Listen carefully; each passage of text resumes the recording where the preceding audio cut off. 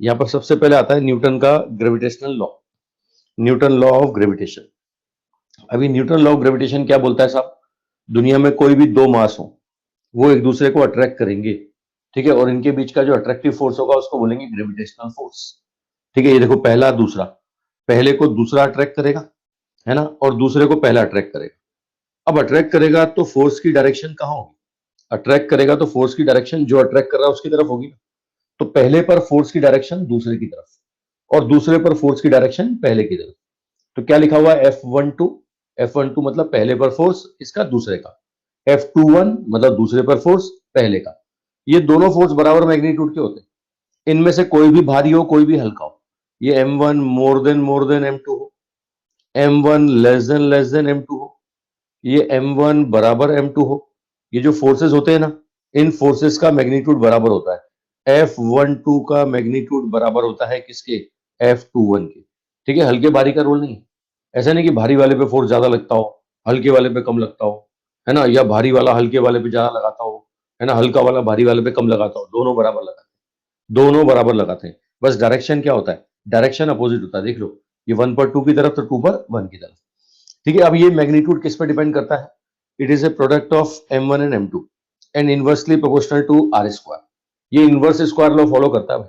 इसको combined form में लिखें तो ये बनता है M1 M2 अपन R स्क्वायर। और प्रोपोर्शनल कांस्टेंट हटाओगे ना, प्रोपोर्शनल साइन हटाओगे तो प्रोपोर्शनल कांस्टेंट लगेगा G। ये G होता है यूनिवर्सल ग्रेविटेशनल कांस्टेंट।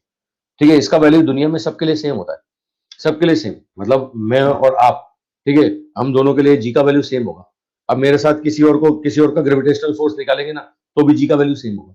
ठीक है, वो अर्थ और सन की बात करें, सन और मून की बात करें, मून और स्टार की बात करें, ठीक है, मतलब स्टार मतलब मेरी बात नहीं कर रहा हूँ, स्टार मतलब वो तारे, समझ रहे हो ना?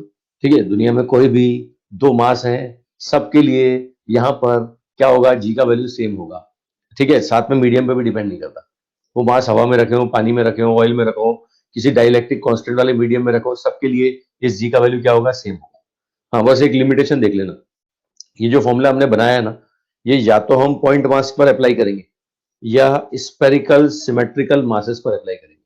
या तो पॉइंट मास के लिए, ये दो ऑब्जेक्ट जो M1 M2 थे ये दोनों क्या हो, पॉइंट मास हो, या स्पेरिकल सिमेट्रिकल मास, ये दोनों गोले हो, है ना, दोनों गोले हो, M1 M2 दोनों गोले हो, दोनों होलो स्फीयर हो सकते हैं, दोनों सॉलिड स्फीयर हो सकते हैं। ठीक है, ये दोनों सॉलिड स्फीयर हो सकते हैं, दोनों होलो स्फीयर, दोनों सॉलिड स्फीयर। बात पकड़ में आ रही है सर? एक होलो हो सकता है, एक सॉलिड हो सकता है एक एक गोला हो और दूसरा पॉइंट मास हो। तो भैया गोले और पॉइंट मास पर ही अप्लाई करना है, किसी और पर अप्लाई नहीं करना है। गोले पर और पॉइंट मास पर अगर आपको छड़ दे दें, रॉड दे दें, सिलेंडर दे दें, ठीक है, उन पर ये नहीं लगेगा। फिर उन पे क्या होगा अभी आगे कंसेप्ट बताऊंगा मैं। ठीक है, बाकी ये फॉर्मूला सिर्फ और सिर्फ पॉइंट मास के लिए, स्पेरिकल ऑब्जेक्ट के लिए। अब थोड़ा सा वेक्टर फॉर्म में इसको लिख के बताऊं, देखो तो ये फोटो बन रहा है, वैसे तो M1 M2 की पोजीशन तुम्हारे सामने बना रखी है। इस फोटो को थोड़ा सा और जूम कर दूंगा। ये देखो यहाँ पर क्या होता है, दो मास है। अब इनको अगर वेक्टर फॉर्म में रिप्रेजेंट करना है ना, तो कोऑर्डिनेट सिस्टम पे जाना पड़ेगा, और कोऑर्डिनेट सिस्टम पे जाना पड़ेगा तो ओरिजिन फ्रेम ऑफ रेफरेंस होगा, ओरिजिन के रेस्पेक्ट में अपन पोजीशन वेक्टर लिखेंगे। तो M1 मास का ओरिजिन के रेस्पेक्ट में पोजीशन वेक्टर हो गया साहब R1, ये R1। ऐसे ही M2 मास का ओरिजिन के रेस्पेक्ट में पोजीशन वेक्टर हो गया R2। ठीक है, अब यहां से देख सकते हो फोर्स अगर मैं बोलूं तो M1 पर कौन लगाएगा, M2।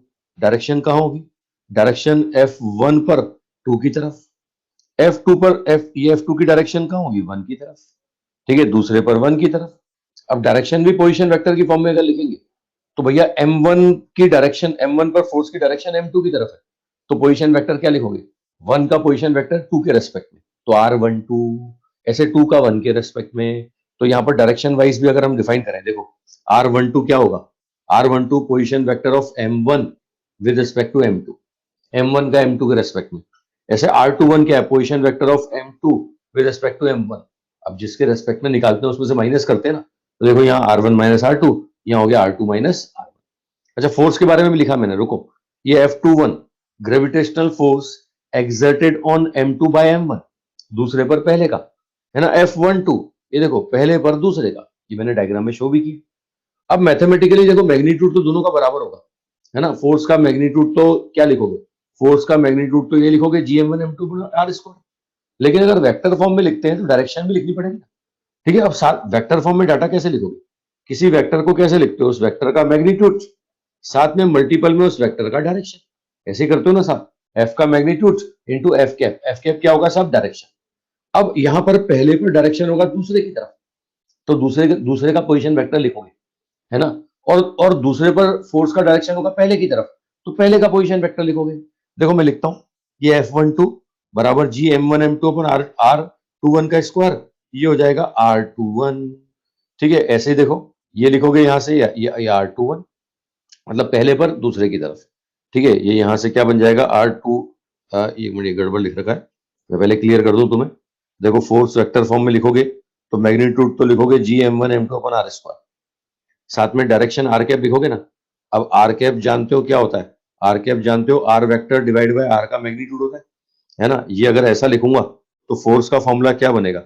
वेक्टर फॉर्म में GM1 M2 अपॉन आर की पावर 3 बन जाएगा, ये आर की पावर 3 बन जाएगा आर कैप। ठीक है, ये अब दोनों फॉर्म में आंसर लिखते हैं। अब दोनों फॉर्म में मैं F12 भी लिखता हूँ और F21 भी लिखता हूँ। पहले अगर मैं F12 लिखूं तो F12 क्या लिखूंगा? ये लिखूंगा GM1 M2 upon are square. अब मुझे आर कैप लिखना पड़ेगा, तो आर कैप क्या लिखोगे?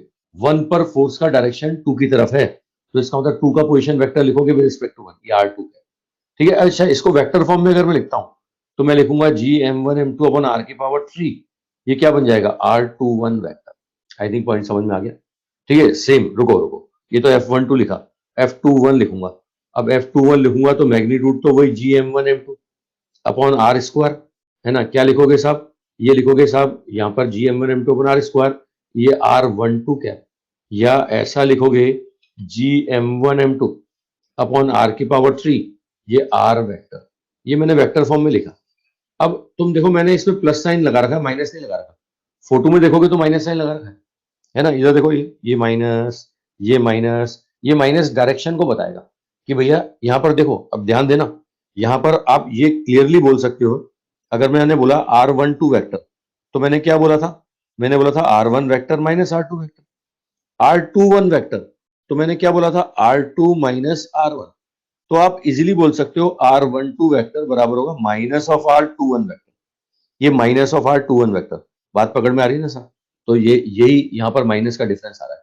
ठीक है, ये देख सकते हो, जब 21 लिख रहे हो ना, तो यहाँ भी 21 लिख रहा हूँ लेकिन माइनस लगा रहा हूँ, समझ रहे हो? ऐसे ये देखो यहाँ पर ये 21, ये क्यूब की फॉर्म वाला फॉर्मूला, तो अब यहाँ से फॉर्मूला क्या बना? F12 बराबर माइनस ऑफ F21, है ना। दोनों एक दूसरे के अपोजिट है, ये देखो, ये मैथमेटिकली लिख रखा है, बात पकड़ में आगे होगी। मतलब अगर मैं तुम्हारे सामने ये 12 लिखता हूँ, तो एक तो मैं ऐसा लिख सकता हूँ GM1 M2 upon R square, ये वेक्टर फॉर्म बता रहा हूं मैं, R21 कैप, या मैं ऐसा लिख सकता हूँ minus GM1 M2 upon R square R12 cap. बात पकड़ में आ गई होगी, कॉन्सेप्ट समझ में आ गया होगा। ठीक है, ऐसे F21 अगर मैं लिखता हूँ, F21 लिखता हूं तो एक तो मैं लिख सकता हूँ GM1 M2 upon R square, ये क्या लिखूंगा? ये लिखूंगा R12 कैप, या इसको मैं ऐसा लिखूंगा minus GM1 M2 upon R square, R क्या? R21 cap. ठीक है, ये फोर्स का फॉर्मूला लिख दिया हमने, F12 और F21। तो अब आप देख सकते हो F12 वेक्टर बराबर होगा माइनस ऑफ F21 वेक्टर, है ना। ये देख सकते हो दोनों फोर्स एक दूसरे के अपोजिट है। मैग्नीट्यूड क्या होगा? मैग्नीट्यूड बराबर होगा F12 का मैग्नीट्यूड बराबर होगा F21 के मैग्नीट्यूड के, बस डायरेक्शन क्या होने वाली है? अपोजिट। वेक्टर फॉर्म समझ में आ गया होगा। वे वेक्टर को कैसे लिखते हैं? किसी भी वेक्टर क्वांटिटी को लिखते हैं साहब, उस वेक्टर क्वांटिटी का मैग्नीट्यूड इनटू उस वेक्टर क्वांटिटी का डायरेक्शन, यूनिट वेक्टर। बस यही काम किया मैंने यहाँ पर यही काम किया। ये देखो वेक्टर फॉर्म में डाटा लिख दिया। ठीक है, तो पहले पर फोर्स की डायरेक्शन दूसरे की तरफ, और दूसरे पर फोर्स की डायरेक्शन पहले की तरफ। जो अट्रैक्ट करता है फोर्स की डायरेक्शन उसी की तरफ, है ना। वेक्टर फॉर्म में कुछ ऐसे लिखेंगे। ठीक है, तो फंडा क्लियर हो गया साहब। अब नेक्स्ट कॉन्सेप्ट पे आओ। अच्छा, इसमें छोटी छोटी बातें, और ये अपोजिट डायरेक्शन होगा, F12 R12 के अपोजिट होगा, ये तो समझ गए, है ना। अब यूनिवर्सल ग्रेविटेशनल कांस्टेंट G, अभी बताया मैंने आपको, इसका वैल्यू जो होता है ना 6.67 10 to power -11 newton into metre square पर केजी स्क्वायर। ऐसा ही सिस्टम में डाटा है ना। ये अपने AIBMT में एक बार क्वेश्चन आया, CGS में पूछा गया था। अब CGS में बदलना है तो न्यूटन को बदलोगे डाइन में, मीटर को बदलोगे सेंटीमीटर में, किलोग्राम को बदलोगे ग्राम में। ये सॉल्व करते हैं तो 10 टू पावर -8 आता है, ये 10 टू पावर -8। ठीक है, अभी डायमेंशन बनाना बहुत आसान काम है ना, शक्ल से मुझे तुम पढ़े लिखे बच्चे दिखते हो, इतनी उम्मीद रखता हूँ कि अगर तुम्हारे पास यूनिट है, फॉर्मूला है, तो डायमेंशन तुम बना सकते हो। और अचीवर प्लस अल्फा अचीवर, इन बैचों में ये यूनिट डायमेंशन जनरली नहीं पढ़ाया जाता, जनरली नहीं पढ़ाया जाता। समय बच जाता है, टाइम पे कोर्स हो जाता है तो पढ़ा जाता है, नहीं तो नहीं पढ़ाते। ठीक है, तो ये तो छोटी छोटी बातें मैं उम्मीद करता हूँ आनी चाहिए तुम्हें, किसी की डायमेंशन बनाना, है ना। चलो कैसे बनाते हैं, ये यूनिट देख के अपन बना सकते हैं। ये अगर मैं आपको बोलूं F बराबर था G m1m2/r², तो G बराबर क्या होगा, F into r²/m1 × m2। Force का होता है mlt-2, ये r मीटर L2, है ना, नीचे kg, तो ये kg2। ठीक है, ये किलोग्राम जो है ना मास, ये मास को क्या लिखेंगे साहब, मास को m लिख देंगे यहाँ पर। ठीक है, ये मास को यहाँ पर m लिख देंगे। ठीक है, तो ये m2, ये मास आ जाएगा साहब m2। अब सॉल्व कर लो इसे, ये डायमेंशन बन गई साहब। ये उम्मीद करता हूँ यूनिट डायमेंशन बनाना तुम जानते हो। अपने फिजिक्स पे आओ, ग्रेविटेशन पे आओ। ठीक है, ये जी किस फैक्टर पे डिपेंड करता है, ये g does not depends on the nature and size of the body. ठीक है, कहाँ पर है, अर्थ पर है, मून पर है, हवा में है, पानी में है, किस मीडियम में है। ठीक है, डिपेंड, उस पर डिपेंड नहीं करता, साथ में। ठीक है। अच्छा, एक बच्चा बोल रहा सर हमारी शक्ल आपको कहाँ से दिखती है, बेटा मन की आंखों से दिखती है।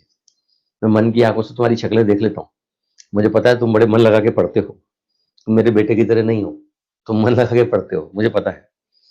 चलो, मैं बता रहा था जी मीडियम पे डिपेंड नहीं करता है, जी का वैल्यू साइज पे डिपेंड नहीं करता है, मास पे डिपेंड नहीं करता है।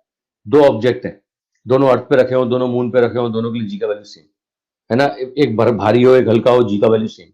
एक मोटा हो, एक पतला हो, जी का वैल्यू सेम। एक का शेप बेलन की तरह हो, एक का शेप गोले की तरह हो, जी का वैल्यू सेम। साइज शेप पे डिपेंड नहीं करता, है ना, मीडियम पे डिपेंड नहीं करता। ठीक है, इस दुनिया में सबके लिए क्या होता है, सेम, यूनिवर्सल ग्रेविटेशनल कांस्टेंट। ठीक है, अब इसका जो सबसे पहले वैल्यू निकाला था ना, वो हेनरी कैवेंडिश ने निकाला था with the help of torsional balance experiment. Informative data है साहब, ये आपको याद रखना है कि बस किसने निकाला था। भाई न्यूटन ने फॉर्मूला बना के दिया, लेकिन वो प्रोपोर्शनल कांस्टेंट का वैल्यू, कैपिटल जी का वैल्यू न्यूटन ने नहीं निकाला, ये हेनरी कैवेंडिश ने निकाला। और वो भी कौन से एक्सपेरिमेंट से, ये टॉर्सनल बैलेंस एक्सपेरिमेंट। इन्फॉर्मेटिव है, याद रखना है, कोई विशेष चीज नहीं। ठीक है, चलो मैं और बातें बताऊं इस ग्रेविटेशनल फोर्स के बारे में। सबसे पहला और इंपॉर्टेंट पॉइंट, इसका नेचर हमेशा अट्रैक्टिव होता है। ये हमेशा अट्रैक्टिव नेचर का फोर्स है, ये रिपल्सिव नेचर का फोर्स नहीं है। ठीक है, इलेक्ट्रोस्टैटिक फोर्स के बारे में मैं आपको बताऊं, तो इलेक्ट्रोस्टैटिक फोर्स अट्रैक्टिव भी हो सकता है और रिपल्सिव भी हो सकता है। दो सिमिलर चार्ज है, दोनों पॉजिटिव या दोनों नेगेटिव, तो रिपल्सिव। और अपोजिट चार्ज है, एक प्लस एक माइनस, तो ऐसे केस में क्या होगा, अट्रैक्टिव होगा। लेकिन ये फोर्स हमेशा हमेशा क्या होगा, अट्रैक्टिव। ग्रेविटेशनल फोर्स का नेचर हमेशा कैसा मिलेगा आपको, अट्रैक्टिव। ठीक है, दूसरा देखो, gravitational force developed in the form of action reaction pair, hence they obey Newton third law of motion। मैं थोड़ा सा न्यूटन थर्ड लॉ के बारे में बताऊं, बचपन से सुन रहे हो एक्शन और रिएक्शन। ठीक है, इसके लिए दो डिफरेंट ऑब्जेक्ट होना जरूरी है। और आप देख रहे हो ये जो फोर्स लग रहा है, ये एक ही ऑब्जेक्ट पे नहीं लग रहा, दो अलग अलग ऑब्जेक्ट पे लग रहा है। तो एक्शन रिएक्शन पेयर के लिए दो डिफरेंट ऑब्जेक्ट होना जरूरी है। तो अब पहले ने दूसरे को खींचा, तो दूसरे ने पहले को खींचा, समझ रहे हो ना। ये एक्शन रिएक्शन में यही तो होता है ना, पहला दूसरे पे लगाएगा तो दूसरा पहले पे लगाएगा, एक दूसरे के अपोजिट लगाएंगे, मैग्नीट्यूड बराबर होगा, तो ये एक्शन रिएक्शन पेयर हो गया ना, मतलब न्यूटन थर्ड लॉ फॉलो करता है ना, gravitational force Newton third law follow करता है। ठीक है, अच्छा, साथ में मैंने बता ही दिया, it is independent of the nature of medium between two masses. दो मास के बीच में कोई भी मीडियम आ जाए, दो मास हवा में रखो, दो मास पानी में रखो, दो मास किसी डाइलेक्ट्रिक कांस्टेंट वाले मीडियम में रखो, फोर्स का वैल्यू क्या होगा, सेम होगा। अच्छा, अब इसको न्यूमेरिकल बना के पूछते हैं, है ना, जान के कंफ्यूज करने के लिए न्यूमेरिकल बनाते हैं कि बोले एक मास m1, एक मास m2, इनके बीच का डिस्टेंस r, है ना, पहले ही रखे हुए हवा में, है ना। अब इस समय अट्रैक्टिव फोर्स जो है ना, वो बोलता है अट्रैक्टिव फोर्स F है ना, न्यूमेरिकल डाटा दे देगा, बोले 10 न्यूटन है। अब बोलेगा इन्हीं दोनों मास को उठा करके, m1 और m2 को उठा करके आप किसी ऑयल में रख दो, किसी और मीडियम में रख दो, है ना, किसी लिक्विड में रख दो, वाटर में रख दो, किसी डाइलेक्ट्रिक कांस्टेंट वाले मीडियम में रख दो, है ना, ये मीडियम चेंज। तो अब बोलता है फोर्स बताओ, फोर्स का वैल्यू क्या आएगा, फोर्स का वैल्यू वही 10 न्यूटन आएगा जो पहले आ रहा था। फोर्स मीडियम पे डिपेंड नहीं करेगा, मीडियम बदलने पर भी आंसर क्या आएगा, वही आएगा। ठीक है, चलो मैं और पॉइंट बताऊं ग्रेविटेशनल फोर्स के बारे में। ग्रेविटेशनल फोर्स जो है ना, ये सेंट्रल फोर्स है। ठीक है, क्या होता है, थोड़ा सा work power energy conservation law का कंसेप्ट आपको बता रहा हूँ। सेंट्रल फोर्स कौन से होते हैं? जिनका लाइन ऑफ एक्शन एक फिक्स पॉइंट से पास हो, है ना, एक फिक्स पॉइंट से पास हो, उस ऐसे फोर्सेस को बोलते हैं सेंट्रल फोर्स। उनमें एक है साहब ये ग्रेविटेशनल, क्योंकि M1 M2 है, M1 M2 है तो फोर्स का डायरेक्शन हमेशा M2 पर, फोर्स का डायरेक्शन हमेशा M1 से पास होगा, और M1 पर फोर्स का डायरेक्शन हमेशा M2 से पास होगा। अब तुम इनको कहीं भी ले जाओ, इसको रोटेट करोगे ना, तो भी फोर्स का डायरेक्शन क्या मिलने वाला है? तो भी फोर्स का डायरेक्शन M2 पर M1 की तरफ ही मिलने वाला है। तो ऐसे फोर्सेस जिनका लाइन ऑफ एक्शन एक फिक्स पॉइंट से पास होता है, इन फोर्सेस को क्या बोलते हैं साहब? Central forces. तो इसका एग्जांपल है एक तो ये ग्रेविटेशनल फोर्स, एक एग्जांपल है ग्रेविटेशनल फोर्स, एक एग्जांपल है इलेक्ट्रोस्टैटिक फोर्स, ये भी सेंट्रल फोर्स है।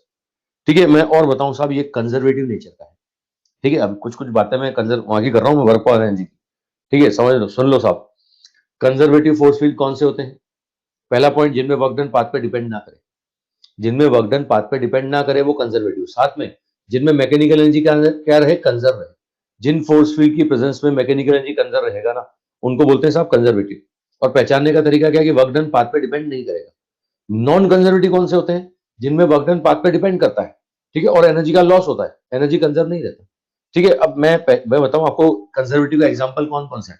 कंजर्वेटिव का एग्जांपल है ग्रेविटेशनल फोर्स, कंजर्वेटिव का एग्जांपल है इलेक्ट्रोस्टैटिक फोर्स, कंजर्वेटिव का एग्जांपल है इलास्टिक फोर्स फील्ड, कंजर्वेटिव का एग्जांपल है इंटरमोलिकुलर फोर्स फील्ड। ये सब मैंने कंजर्वेटिव का एग्जांपल दिए। इनमें मैकेनिकल एनर्जी कंजर्व रहेगा, और इन फोर्स फील्ड की प्रेजेंस में क्या होगा? वर्क डन पाथ पे डिपेंड नहीं करेगा। अच्छा, पाथ पे डिपेंड नहीं करेगा इसका मतलब समझो। पाथ पे डिपेंड नहीं करेगा इसका मतलब क्या है? मान लिया ये इनिशियल पॉइंट और ये फाइनल पॉइंट, इनिशियल से फाइनल पॉइंट पर तुम्हें जाना है। एक रास्ता मैं देता हूं, ये साहब ये रेक्टेंगुलर पाथ, एक रास्ता ये दिए। एक रास्ता मैं देता हूं ये सेमी सर्कुलर पाथ, एक रास्ता मैं देता हूं ये जिगजैग पाथ। तीन पाथ मैंने दिया आपको, ये पहला पाथ, ये दूसरा पाथ, और ये तीसरा पाथ। तीन पाथ मैंने आपको दिए। अब ग्रेविटेशनल फोर्स फील्ड की प्रेजेंस में तीनों में से किसी भी पाथ से जाओ, ठीक है, पहले से जाओ, दूसरे से जाओ, तीसरे से जाओ, वर्क डन का वैल्यू क्या मिलेगा? सेम मिलेगा। अच्छा, यही मैं बोलता कि इलेक्ट्रोस्टैटिक फोर्स फील्ड है, और एक चार्ज को इनिशियल पॉइंट से फाइनल पॉइंट पर लेके जाना है, तो भी वर्क डन क्या आता? सेम आता। कंजर्वेटिव फोर्स फील्ड में वर्क डन पाथ पे डिपेंड नहीं करता। मैं बोलता कि एक चार्ज है, इनिशियल पॉइंट से फाइनल पॉइंट पे लेके जाओ, किस फोर्स फील्ड की प्रेजेंस में? इलेक्ट्रोस्टैटिक फोर्स फील्ड की प्रेजेंस में। तो आंसर क्या आएगा? सेम आएगा, W1 W2 W3। तो ऐसे फोर्स फील्ड जिनमें वर्क डन पाथ पे डिपेंड नहीं करता, उनको बोलते हैं कंजर्वेटिव। अच्छा, जिनमें वर्क डन पाथ पे डिपेंड करेगा, नॉन कंजर्वेटिव। नॉन कंजर्वेटिव का एग्जांपल तो फ्रिक्शन फोर्स फील्ड, है ना, जहां लॉस होता हुआ दिखे, जहां भी लॉस होता हुआ दिखे, विस्कस फोर्स फील्ड। ठीक है, जहां भी आपको लॉस दिखेगा ना, वहां वर्क डन पाथ पे डिपेंड करेगा। तो ग्रेविटेशनल फोर्स फील्ड कौन सा है? Gravitational force field conservative force field है, ये सेंट्रल फोर्स फील्ड है, इसमें वर्क डन पाथ पे डिपेंड नहीं करता। चलो और देखो साहब, क्लोज पाथ की बात करें। ये तो मैंने कंजर्वेटिव नॉन कंजर्वेटिव बोला, मैं एक और पॉइंट बताऊं। जितने भी कंजर्वेटिव फोर्स फील्ड ना, इनमें क्लोज पाथ में वर्क डन हमेशा जीरो आता है। क्लोज पाथ में वर्क डन हमेशा जीरो आएगा। अगर क्लोज पाथ है, जहां से चले थे घूम करके वापस वहीं के वहीं आ गए, तो ऐसे केस में वर्क डन का वैल्यू क्या होगा? जीरो होगा। तो ये चार्ज के लिए क्वेश्चन बन सकता है, मास के लिए क्वेश्चन बन सकता है। भैया, एक मास को अगर मैं सर्कुलर पाथ में घुमा रहा हूँ, क्लोज पाथ में घुमा रहा हूँ, तो जहां से चला था अगर घूम के वहीं आ गया, मतलब एक चक्कर, दो चक्कर, तीन चक्कर, पूरे पूरे चक्कर, तो वर्क डन क्या होगा? वर्क डन क्या होगा? क्लोज पाथ में जीरो होगा। ठीक है, जो भी कर रहा है, जो भी फोर्स कर रहा है। ठीक है, अच्छा मैं आपको इलेक्ट्रोस्टैटिक फोर्स के बारे में बता दूं, यहां भी ऐसे ही बोलोगे। एक चार्ज घूम रहा है सर्कुलर पाथ में या क्लोज पाथ में, तो एक चक्कर पूरा करने में वर्क डन क्या मिलेगा? जीरो। तो खाली ग्रेविटेशन का एग्जांपल नहीं है, हर कंजर्वेटिव फोर्स फील्ड का एग्जांपल है। कंजर्वेटिव फोर्स फील्ड में क्लोज पाथ में हमेशा वर्क डन क्या आता है? जीरो। कंजर्वेटिव फोर्स फील्ड में वर्क डन पाथ पे डिपेंड नहीं करता। ठीक है, तो यहां पर देखो, ये under the action of gravitational force, the work done by the force is always zero for round trip. Close path में हमेशा जीरो होगा। ठीक है, अच्छा ये ग्रेविटेशनल फोर्स है ना, ये वीकर होता है किसमें? इलेक्ट्रोमैग्नेटिक और न्यूक्लियर फोर्स के कंपैरिजन। ठीक है, मैं आपको बताऊं दुनिया में जितने नेचुरल फोर्सेस है ना, उन नेचुरल फोर्सेस को कंपेयर करें, कौन कौन से नेचुरल फोर्सेस? नेचुरल फोर्सेस है ग्रेविटेशनल फोर्स, इलेक्ट्रोस्टैटिक फोर्स, ठीक है, यहां पर बताऊं आपको न्यूक्लियर फोर्स, और एक होता है वीक न्यूक्लियर फोर्स। ये चार तरह के फोर्स होते हैं, ग्रेविटेशनल, इलेक्ट्रोस्टैटिक, ठीक है, न्यूक्लियर फोर्स और वीक न्यूक्लियर फोर्स। ये नेचर में चार तरह के नेचुरल फोर्स पाए जाते हैं। इनमें सबसे जो स्ट्रॉन्गेस्ट फोर्स होता है ना, सबसे स्ट्रॉन्गेस्ट फोर्स होता है न्यूक्लियर फोर्स।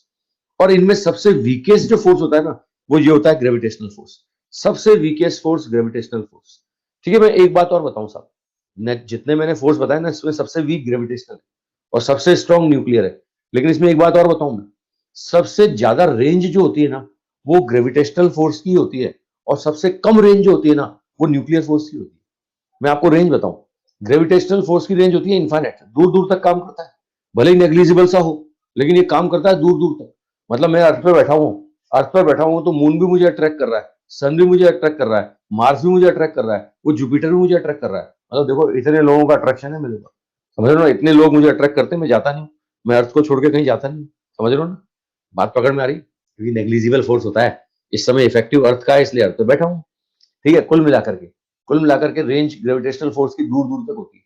कोई बोले रेंज क्या है, बोले इनफाइनाइट रेंज है ना, ये इंटर मॉलिकुलर रेंज से इंटर प्लेनेट रेंज तक काम करता है। ग्रेविटेशनल फोर्स की रेंज बताऊं, है ना, मॉलिक्यूल बहुत पास पास है, इंटर एटॉमिक डिस्टेंस रेंज, यहां भी ग्रेविटेशनल फोर्स काम करेगा, और वो इंटर प्लेनेटरी डिस्टेंस वहां तक काम करेगा। मतलब कोई आपसे पूछे कि ग्रेविटेशनल फोर्स का रेंज बताओ, तो इंटर मॉलिकुलर डिस्टेंस से इंटर प्लेनेटरी डिस्टेंस तक ये काम करेगा। लेकिन अगर मैं न्यूक्लियर फोर्स का रेंज बताऊं, न्यूक्लियर फोर्स का रेंज बताऊं ना, सिर्फ न्यूक्लियस के अंदर, सिर्फ न्यूक्लियस के अंदर जो प्रोटॉन और न्यूट्रॉन होते हैं ना, न्यूक्लियन, उन न्यूक्लियनों पे काम करता है। इसकी रेंज होती है 10⁻⁻15 मीटर, फर्मी ऑर्डर। ठीक है, न्यूक्लियर फोर्स सबसे स्ट्रॉन्गेस्ट फोर्स, लेकिन सबसे शॉर्ट रेंज का फोर्स। ग्रेविटेशनल फोर्स सबसे वीकेस्ट फोर्स, लेकिन सबसे ज्यादा वाइड रेंज का फोर्स। डिफरेंस समझ में आ गया होगा। मतलब नेचुरल फोर्सेस में ये ग्रेविटेशनल सबसे वीक है। मतलब ये बहुत बढ़िया है, भगवान को धन्यवाद दो कि सबसे वीक है। अगर ये थोड़ा भी स्ट्रांग होता ना, जैसे कुर्सी पे बैठे हो ना अभी तुम, उठाने के लिए 2 आदमी बुलाने पड़ते, समझ रहे हो ना। अगर ग्रेविटेशनल फोर्स थोड़ा भी स्ट्रांग होता, जिस कुर्सी पे तुम बैठे हो, जिस पलंग पे तुम बैठे हो, है ना, जिस जगह तुम बैठे हो, वहां से हिलाने के लिए, उठाने के लिए 2 बंदे बुलाने पड़ते, उठाओ इस भाई को। दुनिया का नक्शा ही अलग होता, समझ रहे हो ना, सारे काम कैसे कैसे होते हैं, आप समझ सकते हो। तो ग्रेविटेशनल फोर्स सबसे वीक है, बहुत बढ़िया बात। ठीक है, चलो आओ वापस लौटो, ग्रेविटेशनल फोर्स पे ही लौटो। ठीक है, आओ साहब, इसमें ये ग्रेविटेशनल फोर्स जो है, earth, force between earth and body is called gravity. मतलब देखो, दो मास के बीच के फोर्स को बोलते हैं ग्रेविटेशनल फोर्स, और मास और अर्थ के बीच के फोर्स को बोलते हैं ग्रेविटी फोर्स। ये किसको ग्रेविटी कंसिडर करते हैं, चीज तो एक ही है ना। चलो आगे आओ। अब बोल रहा है कि यहाँ पर एक ही बॉडी पर 2 या 2 से ज्यादा फोर्स काम करते हैं। देखो स्टेटमेंट सुनना, एक मास है, इस मास पर सराउंडिंग में बहुत सारे मास है, M1 भी है, M2 भी है, M3 भी है, ये Mn है। तो इस M को ये M1 भी अट्रैक्ट करेगा, फोर्स होगा F1, M2 भी अट्रैक्ट करेगा, फोर्स होगा F2, ये M3 भी अट्रैक्ट करेगा, फोर्स होगा F3, ये Mn भी अट्रैक्ट करेगा, फोर्स होगा Fn। तो रिजल्टेंट फोर्स क्या आएगा, ये रिजल्टेंट फोर्स आएगा इनके वेक्टर रिजल्टेंट के बराबर। ये होगा F1 vector plus F2 vector up to Fn vector. बात पकड़ में आ रही है सर, ये होगा F1 vector plus F2 vector up to Fn vector. मतलब सीधे सीधे बोले सुपरपोजिशन ऑफ फोर्सेस, या ऐसे बोले कि वेक्टर रिजल्टेंट निकालना है ना। अब 2 वेक्टर का रिजल्टेंट निकालना तुम अच्छी तरह जानते हो, शक्ल से मुझे तुम पढ़े लिखे बच्चे दिखते हो। ठीक है, 2 वेक्टर का रिजल्टेंट निकालना जानते हो। 2 वेक्टर हैं ए और बी, तो उनका रिजल्टेंट क्या होता है, √a² plus b² plus 2ab cos theta, theta a और बी के बीच का एंगल। ठीक है, ये प्रॉपर्टी उम्मीद करता हूं सब जानते हैं। चलो मैं कुछ प्रॉपर्टी और बताऊं, एक और प्रॉपर्टी बताऊं। मैंने बताया it is independent of the nature of medium between 2 masses. 2 मास के बीच का मीडियम कुछ भी हो, फोर्स का वैल्यू क्या रहेगा, सेम। मैंने पहले ही बताया आपको। ठीक है, अच्छा, gravitational force are central force, they act along the line joining the centre of gravity of the two bodies. मैंने बताया ना, सेंट्रल फोर्स होता है, मैंने बताया कंजर्वेटिव होता है, वर्क डन क्या होता है, पाथ पे डिपेंड नहीं करता है, सारे पॉइंट मैंने बताया आपको। ये एक्शन रिएक्शन पेयर फॉलो करता है, क्लोज पाथ में इसका वैल्यू 0 होता है, सबसे स्ट्रॉन्गेस्ट न्यूक्लियर फोर्स, सबसे जो वीकेस्ट फोर्स है वो कौन है, वो ग्रेविटेशनल फोर्स।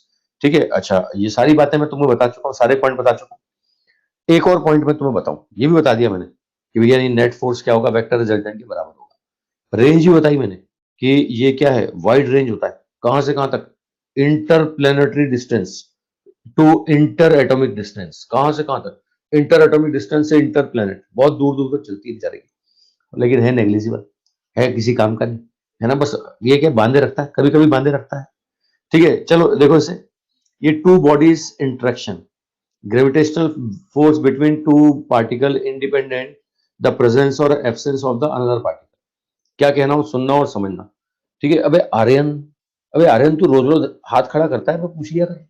अच्छा, क्वेश्चन पूछ रहा है, Bermuda triangle is having most gravitation on earth. बेटा, अलग अलग कयास हैं, अलग अलग रीजन लगाए जाते हैं, है ना। कोई रीजन बोलता है बरमुंडा ट्राइंगल पर ग्रेविटी का रीजन है, कोई बोलता है साहब नहीं, वहां मैग्नेटिक फील्ड, इलेक्ट्रिक फील्ड है, हवाई जहाज तक गायब हो जाते हैं, जहाज जाके गायब हो जाते हैं बरमुंडा ट्राइंगल पर। तो अलग अलग तरह के रीजन चलते हैं, है ना। कोई मॉन्स्टर का रीजन बोलता है, देखो एक बच्चा ये बोल रहा है, बोले भूत भूत प्रेत है वहां पर। ठीक है, चलो जो भी है ना। अगर ग्रेविटी होगी तो स्ट्रॉन्ग ग्रेविटी होगी, ब्लैक ब्लैक होल की तरह काम करेगा, खा जाएगा, सबको खा जाएगा। ठीक है, चलो आओ, मैं एक इंपॉर्टेंट पॉइंट और बताने जा रहा हूं, ये वाला पॉइंट सुनना और समझना। दो मास के बीच में तीसरे के आने से उन दोनों के बीच में कोई फर्क नहीं पड़ता। नॉर्मली क्या होता है, दो के बीच में तीसरा आ जाए तो दोनों के रिलेशन खराब हो जाते हैं। यहाँ ऐसा नहीं होता, ये ग्रेविटेशनल फोर्स कोई भेदभाव नहीं करता। दो के बीच में तीसरे के आने से उन दोनों के बीच के रिलेशन पर कोई फर्क नहीं पड़ता। मैं क्या कहना चाह रहा हूँ, सुनना और समझना। ये दो मास है M1 और M2, है ना। इनके बीच में अभी कोई नहीं है, इनके बीच में अभी कोई नहीं है, ग्रेविटेशनल फोर्स F है ना। कितनी डिस्टेंस पर है साहब, R डिस्टेंस पर। अब मैं बोलता हूं कि इन दो के बीच में तीसरा लाऊंगा, इन दो के बीच में तीसरा लाऊंगा, है ना। अभी भी ये R डिस्टेंस पे रखे हुए, तो भैया अगर दो के बीच में तीसरा लाता हूं ना, तो भी इनके बीच का आपस का ग्रेविटेशनल फोर्स वही रहेगा। हालांकि किसी एक मास को देखोगे ना, तो किसी एक मास पर नेट फोर्स बदल जाएगा, क्योंकि अब ये तीसरा वाला भी उनको अट्रैक्ट करेगा। मतलब मैं अगर M1 पर बोलूं तो नेट फोर्स बदल जाएगा, ये M3 भी उसको अट्रैक्ट करेगा, ये F2 फोर्स और आ जाएगा। या ये F1 बोलते थे, है ना, ये भी F1 बोलते थे, तो ये F2 फोर्स और आ जाएगा, है ना। इस पर एक F3 फोर्स और आ जाएगा। मतलब मैं M1 को पकड़ूंगा तो M1 पर नेट फोर्स बदलेगा, मैं M2 को पकड़ूंगा तो M2 पर नेट फोर्स बदलेगा, लेकिन M1 और M2 के बीच का नेट फोर्स नहीं बदलेगा। दो मास के बीच का नेट फोर्स उनके बीच में तीसरे के आने से चेंज नहीं होता। समझ रहे हो ना, इनके बीच में जो फोर्स है वही का वही रहेगा। हाँ, किसी एक मास को पकड़ के देखोगे तो उसमें नेट फोर्स बदल जाएगा, सुपरपोजिशन ऑफ फोर्सेस। समझ रहे हो ना। तो स्टेटमेंट क्या है, दो मास के बीच में कोई तीसरा हो या तीसरा ना हो, कोई उन्हें देख रहा हो या कोई उन्हें नहीं देख रहा हो, उनके बीच का अट्रैक्शन हमेशा वही बना रहेगा। समझ रहे हो, ऐसे नहीं कि किसी के सामने अट्रैक्शन ज्यादा, किसी के पीछे अट्रैक्शन कम, सबके सामने अट्रैक्शन वही रहेगा। बीच में कोई दूसरा आ जाए, तीसरा आ जाए, चौथा आ जाए, पांचवा आ जाए, हमेशा उन दो मास के बीच का अट्रैक्शन वही रहेगा। तो ग्रेविटेशनल फोर्स, दो मास के बीच का ग्रेविटेशनल फोर्स तीसरे की प्रेजेंस या एब्सेंस से चेंज नहीं होता है। ठीक है, हाँ फिक्स है साहब, स्टेबल रिलेशन है, ये रिलेशन बिगड़ने वाले नहीं है ना भाई। एक ही केस में बिगड़ेंगे, जब वो मास मास बदल दोगे, एक्सचेंज कर दोगे, या उनके बीच की डिस्टेंस बदलोगे। हाँ, दो के बीच की दूरी बढ़ने पर उनके बीच के रिलेशन खराब होते हैं।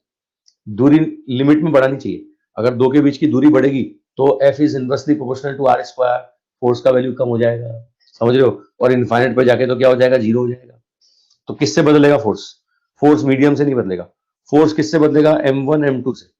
फोर्स किससे बदलेगा, R से। M1 M2 से बदलेगा, R से बदलेगा, और किसी फैक्टर से चेंज नहीं होगा, और मीडियम से चेंज नहीं होगा, दो के बीच में तीसरे के आने से चेंज नहीं होगा। चलो एक और पॉइंट देखो, ये बोल रहा है साहब, नेक्स्ट पॉइंट देखो, ये बोल रहा है यूनिफॉर्म स्फेरिकल शेल।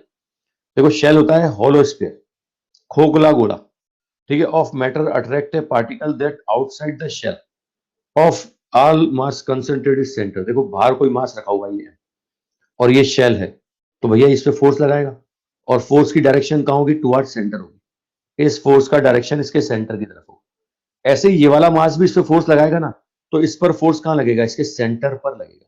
ठीक है, मतलब स्पेरिकल बॉडी के लिए बता रहे हैं, है ना। ये शेल ना होकर के, होलो ना होकर के सॉलिड होता ना, तो भी फोर्स का डायरेक्शन कहाँ होता है, सेंटर की तरफ ही होता है। ठीक है, मैं एक और इंपॉर्टेंट पॉइंट बताने जा रहा हूँ, इसको ढंग से सुनना। ये थोड़ा सा इलेक्ट्रोस्टैटिक और ग्रेविटेशनल में डिफरेंस है। देखो एक होता है इलेक्ट्रोस्टेट में पढ़ते हैं इलेक्ट्रोस्टैटिक शील्डिंग, एक पढ़ते हैं इलेक्ट्रोस्टैटिक शील्डिंग।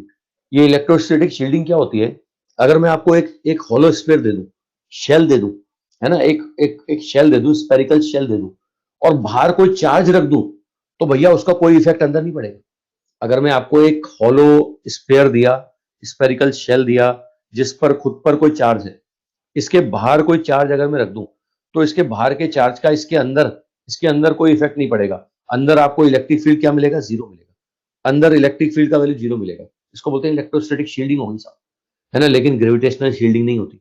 ये जो बाहर मास रखा हुआ है ना, इसकी वजह से अंदर फोर्स लगता हुआ दिख रहा है, इसका मतलब अंदर फोर्स की इंटेंसिटी क्या होगी, अंदर फोर्स फील्ड की इंटेंसिटी जीरो नहीं होगी, कुछ ना कुछ होगी, समझ रहे हो? तो इलेक्ट्रोस्टैटिक शील्डिंग हो सकती है, ग्रेविटेशनल शील्डिंग बिल्कुल नहीं हो सकती है। मतलब हॉलो बॉडी है ना, उसके बाहर कोई चार्ज रखा हुआ है, तो बाहर वाले चार्ज का अंदर कोई इफेक्ट नहीं पड़ेगा, अंदर कोई फोर्स नहीं लगाएगा, अंदर कोई फील्ड डेवलप नहीं करेगा। लेकिन मास, बाहर कोई मास रखा हुआ है, तो वो गोले के अंदर, खोखले गोले के अंदर फोर्स लगाएगा, वहां फील्ड डेवलप करेगा। तो भैया इलेक्ट्रोस्टैटिक शील्डिंग पॉसिबल है, लेकिन ग्रेविटेशनल शील्ड पॉसिबल नहीं है। अच्छा, यही कंसेप्ट क्या होता है इलेक्ट्रोस्टेट में, वो कार वगैरह में, मेटल कार वगैरह में यूज करते हैं कि जब बिजली कड़कती है ना, तो ऐसा बोलते हैं कि कार के कांच चढ़ा लो साहब। कार के कांच चढ़ा लेंगे तो वो क्या बन गया, खोखला बक्सा बन गया, और खोखले बक्से के अंदर बाहर के फील्ड का कोई इफेक्ट नहीं पड़ता। आजू बाजू अगर बिजली भी गिरेगी ना, है ना, तो उसका करंट तुम्हें अंदर नहीं लगेगा, झटके अंदर नहीं लगेंगे, वो शील्डिंग हो जाएगी, क्योंकि उसके बाहर का फोर्स फील्ड अंदर आएगा ही। ठीक है, लेकिन मास के साथ ऐसा नहीं है। तो इलेक्ट्रोस्टैटिक शील्डिंग पॉसिबल है, लेकिन ग्रेविटेशनल शील्डिंग पॉसिबल नहीं है। ये एनसीईआरटी की एक लाइन मैंने आपको बताई साहब, एनसीईआरटी में ऐसी लाइन लिखी हुई है। मैं आपको बोलता हूँ एनसीईआरटी पढ़नी चाहिए, लेकिन एनसीईआरटी पढ़ने का तरीका, चैप्टर खत्म कर लो, पहले चैप्टर अपना खत्म कर लो, अपना मॉड्यूल पूरा, मॉड्यूल का एक एक क्वेश्चन सॉल्व कर लो, क्लासरूम नोट्स खत्म कर लो, है ना, उसके बाद में एनसीईआरटी पढ़ोगे ना, समझ में आएगी और समय भी कम लगेगा। चैप्टर के साथ साथ पढ़ने की कोशिश करोगे ना, तो कई बातें समझ में नहीं आएगी और समय भी ज्यादा लगेगा। तो एनसीईआरटी पढ़ने का सबसे बेस्ट तरीका क्या होता है, चैप्टर खत्म करो। जैसे वेव ऑप्टिक्स तुम्हारा खत्म हो चुका है ना, क्वेश्चन भी तुमने कर लिए, मॉड्यूल भी पूरा सॉल्व कर लिया है। ठीक है, अच्छा आज डिस्कशन नहीं रखूंगा मॉड्यूल का, आज तो ग्रेविटेशन पढ़ाऊंगा। कल अपनी सेकंड क्लास आएगी, कल अपनी सेकंड क्लास आएगी ना, तो अपन टाइम एक्सटेंड करेंगे, आधा घंटा पौन घंटा जितना तुम चाहो। फिर कल अपन डिस्कस करेंगे मॉड्यूल, वेव ऑप्टिक्स का मॉड्यूल कल डिस्कस करेंगे, है ना। अब मैं क्या कह रहा था, एनसीईआरटी अब कर लो, वेव ऑप्टिक्स की एनसीईआरटी अब सॉल्व कर लो। चैप्टर खत्म कर चुके हो, मॉड्यूल पूरा सॉल्व कर चुके हो, एनसीईआरटी आप कर लो। जब करोगे ना, तो तुम्हें उम्मीद हो जाएगी, तुम्हें उम्मीद हो जाएगी कि सर ने एनसीईआरटी भी पढ़ा दी, भरोसा हो जाएगा कि सर एनसीईआरटी भी पढ़ा देते हैं। हालांकि फिजिक्स में आपको बता दूं, फिजिक्स में आपको बता दूं, कोई सा भी एग्जाम होता हो, चाहे वो नीट होता हो, चाहे वो पहले एम्स होता हो, चाहे वो जेई मेंस होता हो, कुछ भी होता हो, ये अपन जो पढ़ा रहे हैं ना क्लासरूम नोट्स और मॉड्यूल, इनके बाहर फिजिक्स का पेपर कभी नहीं गया, इनके बाहर फिजिक्स का पेपर कुछ कभी नहीं गया। अब वो तो एक क्या होता है, जब पेपर हो जाता है ना, तो वो एक रेफरेंस दिया था कि देखो ये भी एनसीईआरटी से आया, ये भी एनसीईआरटी से आया। तो एनसीईआरटी फिजिक्स की तो है ना यार, और हम फिजिक्स तो पढ़ाते हैं, फिजिक्स में क्या हम सारी बुक पढ़ाते हैं, एनसीईआरटी भी कवर कर लेते हैं, एससी वर्मा भी कवर कर लेते हैं, है ना, हिंदुस्तान की सारी किताबें, हिंदुस्तानी वर्ड की सारी किताबें, सारी किताबों के अच्छे अच्छे कंसेप्ट सब कवर कर लेते हैं। फिजिक्स सिखाते हैं भाई तुम्हें, तो फिजिक्स में कुछ छोड़ कैसे सकते हैं, सब कुछ पढ़ाएंगे आप तुम्हें। ठीक है, आओ साहब, आओ मैं ग्रेविटेशनल फोर्स के बारे में कुछ बातें बता रहा था। अब इसमें थोड़ा सा आगे न्यूमेरिकल कंसेप्ट पे चले, है ना, थियोरेटिकल कंसेप्ट मैंने बता दिए ग्रेविटेशनल फोर्स के, अब थोड़ा सा न्यूमेरिकल कंसेप्ट पे चले। तो न्यूमेरिकल प्रॉब्लम जो बनेंगे ना, वो सुपरपोजिशन ऑफ फोर्सेस पर, एक मास पर दो या दो से ज्यादा मास का फोर्स, रिजल्टेंट फोर्स निकालो, तो वेक्टर रिजल्टेंट से आंसर बनाना है आपने। ठीक है, आओ साहब, एक क्वेश्चन आपके कंप्यूटर स्क्रीन पे आ गया होगा। 4 मास तुम्हें दिख रहे हैं, M1 M2, ये पहला मान लो, ये दूसरा मान लो, ये तीसरा मान लो, ये चौथा मान लो। ठीक है, अब इस वाले मास पर बोल रहा है किसी एक मास पर नेट फोर्स बताओ, ये वाला वर्टेक्स पर जो मास है ना, net force of any one particle, किसी एक पे नेट फोर्स बताओ। तो सोचो, मैं इस पहले को पकड़ लेता हूं, तो पहले को ये दूसरा भी अट्रैक्ट करेगा, इसकी वजह से फोर्स हो गया F1। पहले को ये चौथा भी अट्रैक्ट करेगा, इसकी वजह से फोर्स हो गया F2।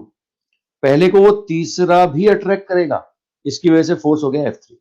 ठीक है, अब देखो डायरेक्शन मैंने शो कर दिया, क्योंकि डायरेक्शन के बारे में आप कंफर्म हो, डायरेक्शन के बारे में आप कंफर्म हो, डायरेक्शन क्या होती है, जिस डायरेक्शन जो जो अट्रैक्ट करता है उसी की तरफ होती है। तो मुझे वेक्टर रिजल्टेंट निकालना पड़ेगा, क्या चाहिए, मैग्नीट्यूड चाहिए और एंगल चाहिए। पहले मैग्नीट्यूड लिखता हूं, तो देखो F1 और F2 का मैग्नीट्यूड क्या होगा, बराबर होगा। F1 और F2 का मैग्नीट्यूड कितना होगा, ये होगा Gm1m2 अपॉन a स्क्वायर, ये F1 और F2 का मैग्नीट्यूड इतना होगा। अच्छा, F3 का मैग्नीट्यूड बोले, तो F3 का मैग्नीट्यूड, ये Gm1m2, ये यहाँ पर ये स्क्वायर की, ये डायगोनल की लेंथ जो होती है √2 होती है, ये डायगोनल की लेंथ √2 है, तो ये √2a का स्क्वायर होगा। ठीक है, ये आ गया साहब F1 F2 F3। अब रिजल्टेंट निकालना है साहब, देखो रिजल्टेंट निकालना है तो F1 और ये F2 जो है ना, ये दोनों एक दूसरे के परपेंडिकुलर है, ये दोनों के बीच में एंगल कितना है, 90 डिग्री। तो इन दोनों का जो रिजल्टेंट आएगा, इन दोनों के जस्ट बीच में आएगा, 1 और 2 का रिजल्टेंट बीच में आएगा। मैं आपको वेक्टर की प्रॉपर्टी याद दिला दूं, अगर दो वेक्टर का मैग्नीट्यूड बराबर होता है, a बराबर b, तो अगर आपको उनका रिजल्टेंट याद आता हो, तो ऐसा बोलते थे, ये a बराबर b बराबर, अगर मैं यहां पर बोल दूं x है, तो ये आता है 2x cos थीटा बाई 2, याद आ रहा है आपको। ठीक है, और साथ में जो एंगल बनता है साहब, ये दो वेक्टर थे, ये दो वेक्टर थे ए और बी, और बीच में आ रहा है साहब रिजल्टेंट, ये ए ये बी। अब ए का इससे एंगल अल्फा, बी का रिजल्टेंट से एंगल बीटा, तो इस केस में अल्फा और बीटा बराबर होता है, ये अल्फा और बीटा बराबर होता है, और ये थीटा बाई 2 आता है साहब। वेक्टर की प्रॉपर्टी याद दिला रहा हूं आपको, ये देखते ही याद आ गया होगा आपको। ठीक है, दो वेक्टर का मैग्नीट्यूड बराबर, तो रिजल्टेंट ये 2x cos थीटा बाई 2, और रिजल्टेंट जो आएगा दोनों से बराबर बराबर एंगल पर। सोचो ये 90 था, तो रिजल्टेंट कितने पे आएगा? 45 45 पे आएगा। अच्छा 45 45, तो इसका मतलब ये तो डायगोनल के अलोंग आ जाएगा। ये देखो 45 डिग्री, ये 45 डिग्री, तो 1 और 2 का रिजल्टेंट कहाँ आएगा? 1 और 2 का रिजल्टेंट आएगा अलोंग द डायगोनल। कितना आएगा?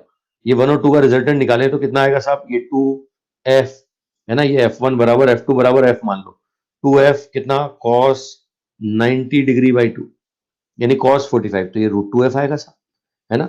अब नेट रिजल्टेंट फोर्स बोले तो कितना? ध्यान देना, देखो ध्यान देना, F12 भी इसी डायरेक्शन में है, और साथ में F3 भी इसी डायरेक्शन में है। अब F3 और F12 दोनों सेम डायरेक्शन में, तो रिजल्टेंट फोर्स क्या होगा?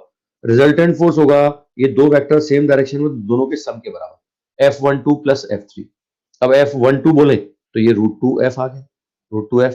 ठीक है, ये F3 बोले तो ये gm square upon 2a square है इसे, f का वैल्यू रख दो साहब, f का वैल्यू कितना? gm square upon a square, है ना, ये gm square upon 2a square. Solve करेंगे तो रिजल्टेंट फोर्स कितना मिलेगा? ये मिलेगा साहब 2√2 plus 1 gm square upon 2a square, ये फोर्स आ रहा है साहब, रिजल्टेंट फोर्स। ठीक है, ये रिजल्टेंट फोर्स आ गया साहब, है ना। भाई दो या दो से ज्यादा वेक्टर्स का रिजल्टेंट कैसे निकालते हैं? सिंपल वेक्टर रिजल्टेंट की प्रॉपर्टी यूज करी मैंने। ठीक है, और वेक्टर रिजल्टेंट से आंसर बनाया, 2√2 plus 1 gm square upon 2a square. I think फंडा समझ में आ गया होगा। मतलब इस वाले पहले वाले मास पर नेट फोर्स की डायरेक्शन होगी कहाँ? नेट फोर्स की डायरेक्शन होगी सेंटर की तरफ, अलोंग द डायगोनल, है ना, अलोंग द डायगोनल, क्योंकि 1 और 2 का रिजल्टेंट भी इधर आया और F3 भी इधर आया। ठीक है, चलो वेक्टर की प्रॉपर्टी पर और हाथ साफ करते हैं, थोड़ा सा और हाथ साफ करते हैं। ये मैंने स्क्वायर दिया था, है ना, ये सॉल्यूशन मत देखो साहब, ये किसी और क्वेश्चन का सॉल्यूशन यहाँ आ गया, है ना। वैसे भी सॉल्यूशन में दिखाता ही नहीं तुम्हें, अब मैं खाली पेज का इस्तेमाल करने वाला हूँ, तुम खाली पेज देखोगे। ठीक है, मैं एक ट्राइंगल देता हूँ साहब, है ना, मैं एक ट्राइंगल दे देता हूँ। मैं एक ट्राइंगल देता हूँ, क्वेश्चन प्रैक्टिस करो चलो। ये इक्विलेटरल ट्राइंगल, इसके वर्टेक्स पर 3 मास रखे हुए हैं, तो किसी एक मास पे नेट फोर्स बताना है साहब, बताओ तुरंत बताओ। ये है M1, ये M2, M3, equilateral triangle, side की लेंथ के। M1 पर नेट फोर्स बताओ, M1 पर नेट फोर्स बताओ साहब, तुरंत बताओ, जल्दी जल्दी बताओ, हाथ साफ करवा रहा हूँ। ठीक है, अब M1 पर दो मास का ही फोर्स होगा, M1 पर मात्र दो मास का फोर्स होगा, एक होगा साहब M2 का और एक होगा M3 का। फाइनल रिजल्टेंट बताओ M1 M2 M3 की फॉर्म।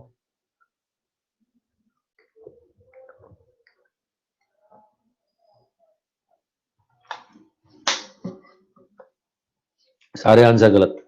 अबे मैंने मास बराबर दिए कि एक बार देख तो लो, एक बार देख तो लो, क्या मैंने मास बराबर दिए क्या? बच्चे तुरंत आंसर निकालने वाले, √3 है, मास तो देख लो। खुशी खुशी में गलती हो जाती कई बार, है ना, समझ रहे हो ना, इतना आसान पेपर आने लग गया आजकल कि अपन गलत कर करके दोबारा बैच में बैठे, समझ रहे हो ना, छोटी छोटी गलतियां यहाँ बिठा रही हैं तुम्हें, तो थोड़ा होश रखो। ये फोर्स F1, ये फोर्स F2, और इन दोनों के बीच में एंगल होगा 60 डिग्री, समझते हो, इक्विलेटरल ट्राइंगल। अब F1 बोले तो कितना होगा? F1 बोले तो gm1 m2 upon a square, F2 बोले तो कितना? gm1 m3 upon a square. अब रिजल्टेंट फोर्स बोले, दो वेक्टर बराबर नहीं है तो कोई दिक्कत नहीं है, F1 square plus F2 square plus 2 F1 F2, ये आ जाएगा cos 60। अब सॉल्व कर सकते हैं इसे, डाटा रख के अब सॉल्व कर सकते हैं। ये सबके आंसर गलत है, √3 gm अपॉन a स्क्वायर सबका गलत है, सब गलत सब गलत, सब पे -1 हो गया, एक एक बादाम उधार हो गया, सब पे एक एक बादाम उधार हो गया, है ना। ये 10-15 लोग जिन्होंने आंसर दिए ना, सबका गलत है। ठीक है, तो जल्दबाजी नहीं, मैंने मास बराबर नहीं दिए, कंसेप्ट पकड़ में आ गया। दो वेक्टर का रिजल्टेंट कैसे निकालते हैं, है ना, अगर मैग्नीट्यूड बराबर है तो मैंने पिछले पेज पे बताया था, और मैग्नीट्यूड अलग अलग है तो ऐसे निकालोगे इसे। चलो और हाथ साफ करते हैं, थोड़ा सा और प्रैक्टिस करते हैं, एक क्वेश्चन और लो, अगला लो। अब बोल रहा है आइडेंटिकल, अब एक जैसे दे रहा है, आइडेंटिकल पॉइंट मास, सबका मास n, placed at the four corner of square of side A. Calculate force of attraction on another particle of mass m1 kept at the center of the square. ठीक है, ये क्या बोल रहा है साहब? ठीक है, आंसर आने लगे बच्चों के तुरंत, बहुत बढ़िया, बहुत अच्छी बात। ये चारों मास बराबर हैं साहब। क्वेश्चन क्या है, क्वेश्चन समझ लो। ये चारों मास बराबर हैं, एम एम एम और ये भी एम। ये बोल रहा है इनके सेंटर पर एक दूसरा मास रखा हुआ है m1। ये सेंटर पर एक रखा हुआ है m1। इस m1 पे नेट फोर्स पूछ रहे हैं। ये बोल रहे हैं net force on mass m1, ऐसा पूछा रहा साहब। m1 मास पे नेट फोर्स बताओ साहब। ठीक है, अब देखना साहब, m1 भाई अट्रैक्शन है साहब, m1 को सभी अट्रैक्ट करेंगे, ये भी अट्रैक्ट करेगा, ये भी अट्रैक्ट करेगा, ये भी अट्रैक्ट करेगा, ये भी अट्रैक्ट करेगा, और सबका अट्रैक्शन अपनी अपनी तरफ होगा। अच्छा, इतना ही नहीं, ये डिस्टेंस सारे मास का बराबर है और मास का प्रोडक्ट भी बराबर है, तो फोर्स भी बराबर होगा। ये भी F, ये भी F, ये भी F, ये भी F, तो रिजल्टेंट फोर्स क्या मिलेगा? रिजल्टेंट फोर्स 0 मिलेगा। देख के समझ में आ गया होगा कि भैया ये एक इधर खींच रहा है तो दूसरा इधर खींच रहा है, एक इधर खींच रहा है, एक इधर खींच रहा है। जब अपोजिट अपोजिट खींच रहे हैं तो मामला कैंसिल हो जाएगा ना। नेट फोर्स का वैल्यू कितना मिलने वाला है? 0। अब एक स्टैंडर्ड प्रॉपर्टी सुन लो, ये मैंने स्क्वायर का एग्जांपल लेके प्रूफ करके आपको बताया। स्क्वायर नहीं, कोई रेगुलर पॉलीगन है, रेगुलर पॉलीगन। रेगुलर पॉलीगन से मतलब इक्विलेटरल ट्रायंगल हो गया, स्क्वायर हो गया, मैं आपको बोलूं साहब पेंटागन हो गया, हेक्सागन हो गया, ऑक्टागन, 9 गन, 10 गन, 12 गन, समझ लो पॉलीगन, रेगुलर पॉलीगन है ना। उसके वर्टेक्स पर बराबर मास रखे हुए हैं, तो सेंटर वाले मास पर हमेशा नेट फोर्स क्या आएगा? 0 आएगा। ठीक है, स्टैंडर्ड प्रॉपर्टी मैं बता रहा हूं। मैं अगर ये क्वेश्चन इक्विलेटरल ट्रायंगल का नाम लगा के बोलता हूं ना, तो भी आंसर ये होगा, इक्विलेटरल ट्रायंगल। ठीक है, मैं बोलता हूं साहब इक्विलेटरल ट्रायंगल, बराबर बराबर मास, तो सेंटर वाले मास पर नेट फोर्स 0। ये स्क्वायर का प्रूफ कर ही दिया मैंने। मैं आपको पेंटागन दे दूं, मैं आपको पेंटागन दे दूं, उसके उस पर भी ये आंसर आएगा। मैं आपको हेक्सागन दे दूं, समझ रहे हो, हेक्सागन दे दूं, ऑक्टागन दे दूं, 9 गन दे दूं, है ना, समझ रहे हो। इन सब के केस में बस लिमिटेशन क्या है? वर्टेक्स पर बराबर मास होने चाहिए। ऐसे नहीं कि रेगुलर पॉलीगन देख के तुम भावुक हो जाओ, है ना, मास बराबर ना हो। अगर मास बराबर नहीं है तो 0 नहीं होगा, है ना, फिर रिजल्टेंट निकालना पड़ेगा। मैं बोल रहा हूँ सारे मास बराबर है, सारे मास बराबर है। ये वर्टेक्स पर रखे हुए ना, हेक्सागन हो, ऑक्टागन हो, पेंटागन हो, इक्विलेटरल ट्रायंगल हो, इन सारे केस में सेंटर वाले मास पर, सेंटर मास पर नेट फोर्स का वैल्यू हमेशा क्या होगा? 0 होगा। स्टैंडर्ड प्रॉपर्टी याद रख सकते हो, मैंने स्क्वायर का प्रूफ करके दिखा दिया। ठीक है, बाकियों का प्रूफ नहीं कर रहा हूँ। ठीक है, अच्छा एक बोल रहा देवगन हो, वाह, पॉलीगन हो, देवगन हो। अब एक और पॉइंट सुन लो। एक अच्छा, ये जो क्वेश्चन बता रहा हूँ ना, ये यहाँ मास के नाम पे बनता है। इलेक्ट्रोस्टेट पढ़ते हो ना, वहाँ चार्ज के नाम पे बनता है। तो वहां भी यही प्रॉपर्टी है, सिमिलर चार्ज रखें, सेम सेम चार्ज रखें, सारे पॉजिटिव या सारे नेगेटिव, सेम नेचर भी सेम होना चाहिए। वहां नेचर भी देखते हैं, है ना, सेम चार्ज रखें तो सेंटर वाले चार्ज पर हमेशा नेट फोर्स क्या आता है? 0 आता है। अच्छा, एक और बनता है इसमें कि एक मास हटा दिया जाए, एक वर्टेक्स से मास हटा दिया जाए, फिर पूछा जाए कि सेंटर वाले पे नेट फोर्स बताओ साहब। देखो साहब, 2 पे रखा है, इक्विलेटरल ट्रायंगल है तो 2 पे रखा है, इक्विलेटरल ट्रायंगल रखा है ना, 2 पे रखा है ना। स्क्वायर है तो 3 पे रखा है, स्क्वायर है ना, तो 3 वर्टेक्स पे रखा है, चौथे पे नहीं रखा, है ना। स्क्वायर है तो 3 वर्टेक्स पे रखा है, चौथे पे नहीं रखा, चौथे पे नहीं रखा, ये सेंटर वाले। मैं बोलता हूं साहब पेंटागन है तो 4 पे रखा है ना, 5 पे नहीं रखा। 1 2 3 4, समझ लो सेंटर वाले पे फोर्स। मैं बोलूं कि साहब हेक्सागन है तो हेक्सागन के केस में क्या है? 5 पे रखा है, 6 पे नहीं रखा। मेरी मेरी भावनाएं समझ चुके होगे अब तक, है ना। n-1 वर्टेक्स पर मास रखा जाए तो अब आंसर 0 नहीं आता। स्टेटमेंट सुन लेना, n साइड का पॉलीगन है और n-1 साइड, n-1 वर्टेक्स पर सेम मास रखा जाए तो आंसर जो आता है ना सेंटर वाले पर, वो नॉट इक्वल टू 0, वो किसी एक मास के फोर्स के बराबर आता है, एक मास के फोर्स के बराबर।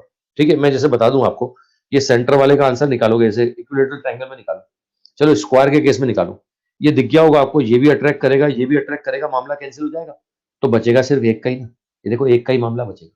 तो ये मैंने स्क्वायर का फोटो फोटो से समझा दिया, बाकी स्टैंडर्ड प्रॉपर्टी है। स्टैंडर्ड प्रॉपर्टी आप सीधे याद कर लो कि भैया अगर n वर्टेक्स है, n साइड का पॉलीगन है और n के n वर्टेक्स पर सेम मास रखें तो सेंटर वाले पे रिजल्टेंट 0 आता है।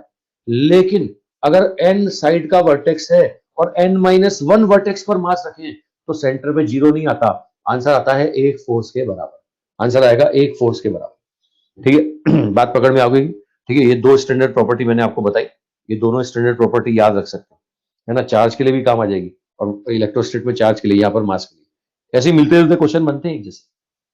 चलो और कंसेप्ट पे चले, और कंसेप्ट बताऊं साहब, बात पकड़ में आ गई। मैं दोबारा, चलो मैं पॉइंट रिपीट कर रहा हूँ, मैं दोनों पॉइंट एक बार फिर से रिपीट कर रहा हूँ, याद रखने वाली बात सुन लो। देखो, अगर एन साइड का रेगुलर पॉलीगन है और एन के एन वर्टेक्स पर इक्वल मास रखे हुए हैं, एन के एन वर्टेक्स पर इक्वल मास, तो सेंटर वाले मास पर नेट फोर्स कितना होगा? 0। ठीक है, पहला पॉइंट। दूसरा पॉइंट, अगर मैं बोलूं कि एन साइड का रेगुलर पॉलीगन है, एन साइड का रेगुलर पॉलीगन है और एन माइनस वन वर्टेक्स पर इक्वल मास रखे हुए, एन माइनस वन वर्टेक्स पर इक्वल मास, मतलब एक पे नहीं रखा हुआ, तो सेंटर वाले पे आंसर 0 नहीं होगा, सेंटर वाले पे आंसर होगा एक फोर्स के बराबर, सेंटर वाले पर आंसर होगा। ट्रिक है भाई, ये ट्रिक है, डायरेक्ट ट्रिक बता रहा हूं, सेंटर वाले पे फोर्स एक फोर्स के बराबर। ठीक है, आ जाओ साहब अगले क्वेश्चन पे आओ।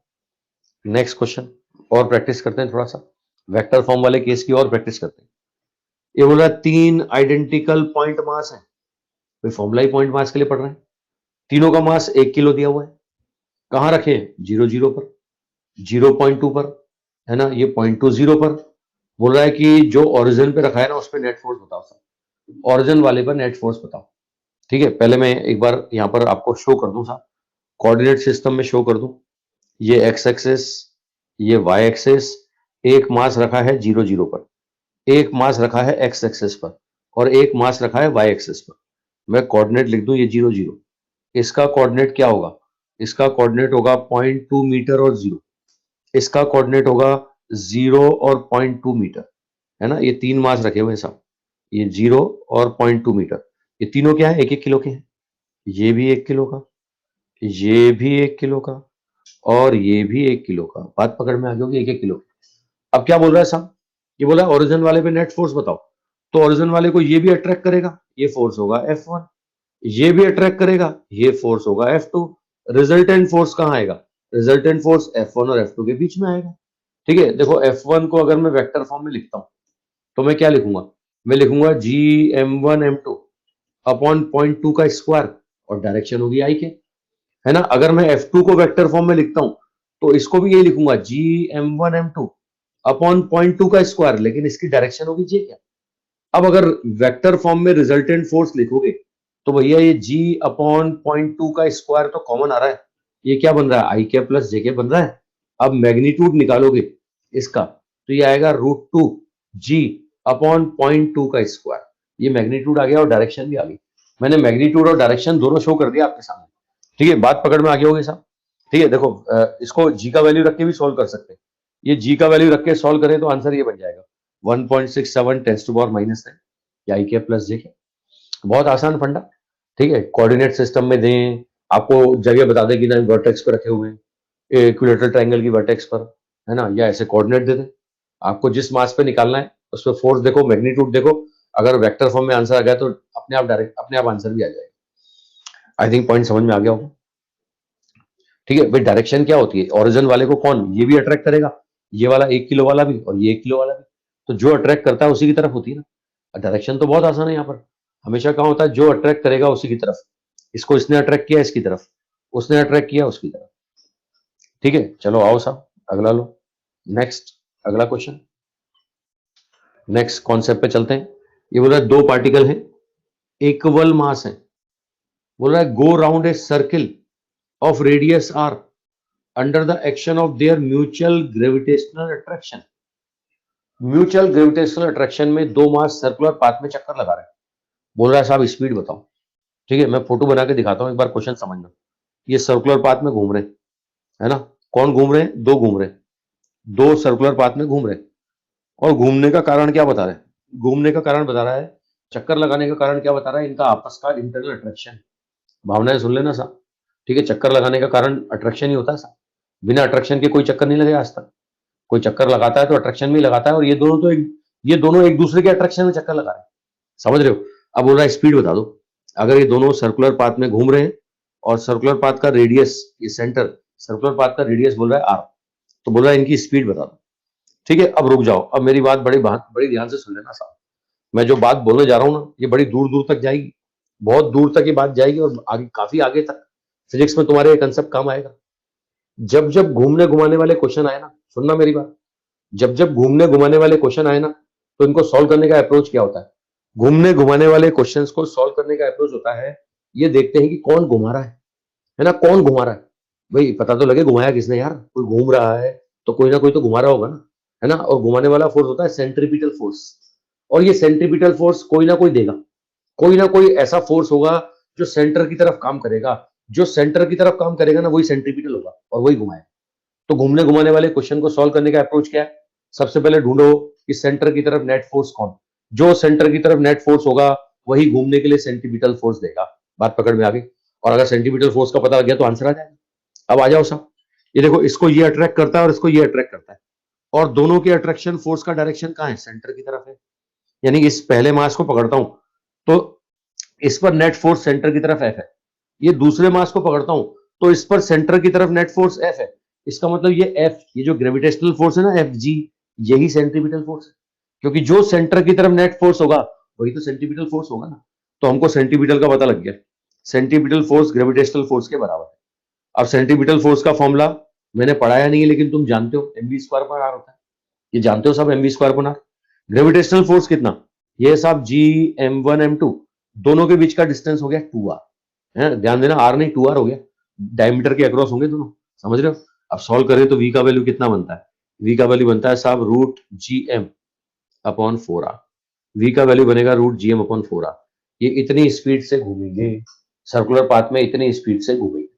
आई थिंक फंडा समझ में आ गया होगा। ठीक है, इनकी स्पीड आ गई root G M upon 4r। चलो मैं बात आगे बढ़ाता हूँ, इसी कंसेप्ट को, घूमने घुमाने वाले कंसेप्ट को आगे बढ़ाता हूँ। अब मैं दो नहीं है, मैं तीन घुमाऊंगा। अब मैं दो नहीं है, मैं तीन घुमाऊंगा। देखो, अब तीन घुमाता हूँ, लो आ जाओ साहब। अब ये क्वेश्चन तुम करके बताओगे, है ना। अब दो नहीं तीन घुमाएंगे, तीन, अच्छा तीनों एक दूसरे के अट्रैक्शन में घूमेंगे, समझ रहे हो, तीनों एक दूसरे के अट्रैक्शन में सर्कुलर पाथ में घूमेंगे। तीन पार्टिकल है m, situated at the vertex of an equilateral triangle of side a, the only force acting on the particle their mutual gravitational attraction. इन पर सिर्फ और सिर्फ कौन सा फोर्स है? Gravitational attraction. ठीक है, ये बोल रहा है it is desired to each particle move in a circle. ठीक है, मैं फोटो बना के दिखा दूं एक बार तुम्हें, कंडीशन क्या है। ये देखो, ये सर्कुलर पाथ में घूमेंगे, लेकिन रहते कहाँ हैं? ये हमेशा इक्विलेटरल ट्रायंगल के वर्टेक्स पर रहते हैं, समझ रहे हो। ये एक यहाँ, एक यहाँ, एक यहाँ, समझ रहे हो। अब थोड़ी देर बाद क्या होगा, ये वाला यहाँ आ जाएगा तो ये वाला यहाँ पहुंच जाएगा, ये वाला यहाँ पहुंच जाएगा, लेकिन इनको मिलाओगे तो हमेशा क्या मिलता हुआ मिलेगा? हमेशा इक्विलेटरल ट्रायंगल बनता हुआ मिलेगा, है ना। थोड़ी देर बाद ये वाला यहाँ आ जाएगा तो ये वाला यहाँ पहुंच जाएगा, अच्छा तो ये वाला यहाँ पहुंच जाएगा। अभी भी मिलाओगे ना, अभी भी मिलाओगे तो क्या मिलता हुआ मिलेगा? ये इक्विलेटरल ट्रायंगल बनता हुआ मिलेगा। मतलब ऐसे घूमते हैं कि हमेशा इक्विलेटरल ट्रायंगल बन जाए। तो अब बोल रहा है इनकी स्पीड बता दो साहब।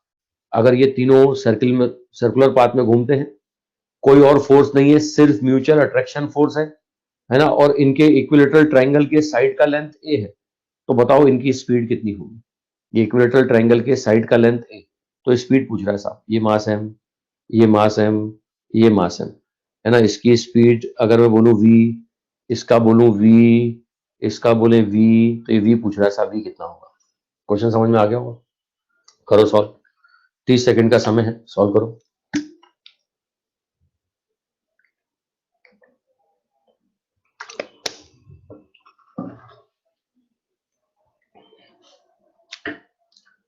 ठीक है, तो मैंने बताया ना, घूमने घुमाने वाले क्वेश्चन को सॉल्व करने का अप्रोच है, कौन घुमा रहा है? जो सेंटर की तरफ नेट फोर्स होगा वही तो घुमाएगा ना। पता लगा लो, सेंटर की तरफ नेट फोर्स कितना, आंसर आ जाएगा। मैं इस वाले को पकड़ लेता हूँ, ये ऊपर वाले वर्टेक्स वाले को, इसको ये भी अट्रैक्ट करेगा देखो, और ये भी अट्रैक्ट करेगा, और इन दोनों का रिजल्टेंट फोर्स कहाँ आएगा, है ना। ये फोर्स अगर मैं F1 बोलूं, ये फोर्स मैं F2 बोलूं, तो इनका रिजल्टेंट फोर्स देखो इस सर्किल के सेंटर की तरफ आ रहा है, तो ये जो रिजल्टेंट फोर्स है ना, यही सेंटीपिटल फोर्स होगा। इसको एमवी स्क्वायर अपॉन आर के बराबर कर दो, रिजल्टेंट फोर्स निकाल के एमवी स्क्वायर अपॉन आर के बराबर कर दो। ठीक है, लो साहब मैं आ जाता हूं इधर, ये देखो जूम कर दिया फोटो। ये पहला पहला फोर्स F1, ये दूसरा फोर्स F2, ये इनका रिजल्टेंट फोर्स इधर आ जाएगा, ये रिजल्टेंट फोर्स FR। ठीक है, ये कितना होगा? F1 और F2 का मैग्नीट्यूड बराबर होगा, ये F1 को F माने तो ये F2 भी कितना होगा? F होगा। इनका रिजल्टेंट आएगा √3F, इनका रिजल्टेंट √3F आएगा। क्यों? क्योंकि इनके बीच में एंगल 60 डिग्री है, बात पकड़ में आ रही है ना सर, है ना भाई? कैसे, मैं लिख के दिखा देता हूँ, 2f cos 60/2 cos 30 √3/2, तो √3f हो गया ना, है ना? यही सेंट्रीपिटल फोर्स होगा। तो ये √3f किसके बराबर है? सेंट्रीपिटल फोर्स के बराबर। f का वैल्यू कितना? साइड की लेंथ दे रखी है a, साइड की लेंथ a, तो ये हो गया g m square upon a square. ये किसके बराबर? mv square upon r। क्या सर्कुलर पाथ का रेडियस दिया है कि नहीं दिया? क्वेश्चन में सर्कुलर पाथ का रेडियस नहीं दिया। ये सेंटर से वर्टेक्स तक का डिस्टेंस जो होगा ना, रेडियस होगा। अब आपको पता होना चाहिए इक्विलेटरल ट्रायंगल में सेंटर से वर्टेक्स तक का डिस्टेंस कितना होता है। अगर साइड की लेंथ a है तो सेंटर से वर्टेक्स तक का जो डिस्टेंस होता है a/√3 होता है। ये जानते हो आप, है ना? यही रेडियस है, यही रेडियस के बराबर है। मतलब रेडियस कितना आ गया? r बराबर a/√3 आ गया। तो अब आंसर किसकी फॉर्म में चाहिए? आंसर a की फॉर्म में चाहिए, क्योंकि क्वेश्चन में रेडियस नहीं दिया, a ही दिया है। तो r को a में बदल दो ना सर, r को a में बदल दो। ये √3 gm square upon a square बराबर mv स्क्वायर। r का वैल्यू a/√3, एक m से एक m कैंसिल, a से a कैंसिल, ये √3 से √3 कैंसिल हो जाएगा। देखो v बराबर बनता है √gm अपॉन a। आंसर बनता है v बराबर √gm अपॉन। अच्छा, क्वेश्चन में a दिया था, a की फॉर्म में आंसर। अगर क्वेश्चन में r देता तो r की फॉर्म में बदलना पड़ता ना। ठीक है, तो r की फॉर्म में अगर मैं लिखूं तो a बराबर √3r लिख सकता हूं। देखो आंसर क्या बनेगा? आंसर बनेगा gm अपॉन √3। आंसर बनेगा gm upon √3r। I think फंडा समझ में आ गया होगा, कॉन्सेप्ट समझ गए होगे, बात पकड़ में आ गई होगी। अरे समझ चुके हो, √gm/a या √gm अपॉन √3r, जिस फॉर्म में डाटा देगा उस फॉर्म में आंसर। ठीक है, चलो मैंने 2 को घुमा दिया, 3 को भी घुमा दिया, अब 4 को घुमाते हैं। 4 घुमाओ। अगला क्वेश्चन दे रहा हूं कि 4 हैं, एक दूसरे के अट्रैक्शन में घूमते हैं और हमेशा स्क्वायर के वर्टेक्स में बने रहते हैं, है ना? क्वेश्चन सुन लेना, मैं बोल रहा हूं 4 घूम रहे हैं, 4 एक दूसरे के ग्रेविटेशनल अट्रैक्शन में घूम रहे हैं और हमेशा कैसे बने रहेंगे? हमेशा बने रहेंगे स्क्वायर के वर्टेक्स पर। आपसे बोल रहा है स्पीड बता दो सर, इनकी स्पीड बता दो, है ना? अगर ये स्क्वायर के वर्टेक्स पर बने रहते हैं तो इनकी स्पीड बताइए, स्पीड कितनी होगी? स्पीड कितनी होगी? वी पूछ रहा है आपसे। क्वेश्चन समझ में आ गया होगा। ठीक है, अच्छा डाटा दे रहा हूँ रेडियस, है ना? डाटा दिया है आर रेडियस के सर्कुलर पाथ में। बताओ, करो सॉल्व, सभी को करना है। 30 सेकंड का समय है, सॉल्व करने, सॉल्व करके बताएं।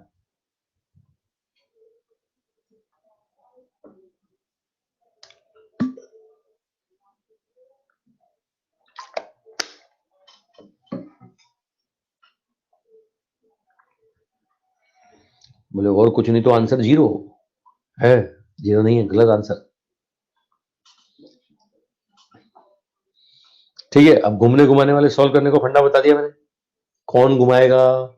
जो सेंटर की तरफ नेट फोर्स होगा वही सेंट्रीपिटल होगा। पता लगाओ। मान लो ये वाला मास पकड़ लेता हूं मैं, ये मास, तो इस मास को ये भी अट्रैक्ट करेगा, फोर्स F1, ये भी अट्रैक्ट करेगा, फोर्स F2, और भैया वो देखो वो उस वर्टेक्स पे बैठा हुआ वो भी अट्रैक्ट करेगा, फोर्स होगा F3। ठीक है, ये F1 और F2 बराबर होगा, अभी बताया था थोड़ी देर पहले मैंने, F1 और F2 बराबर होगा।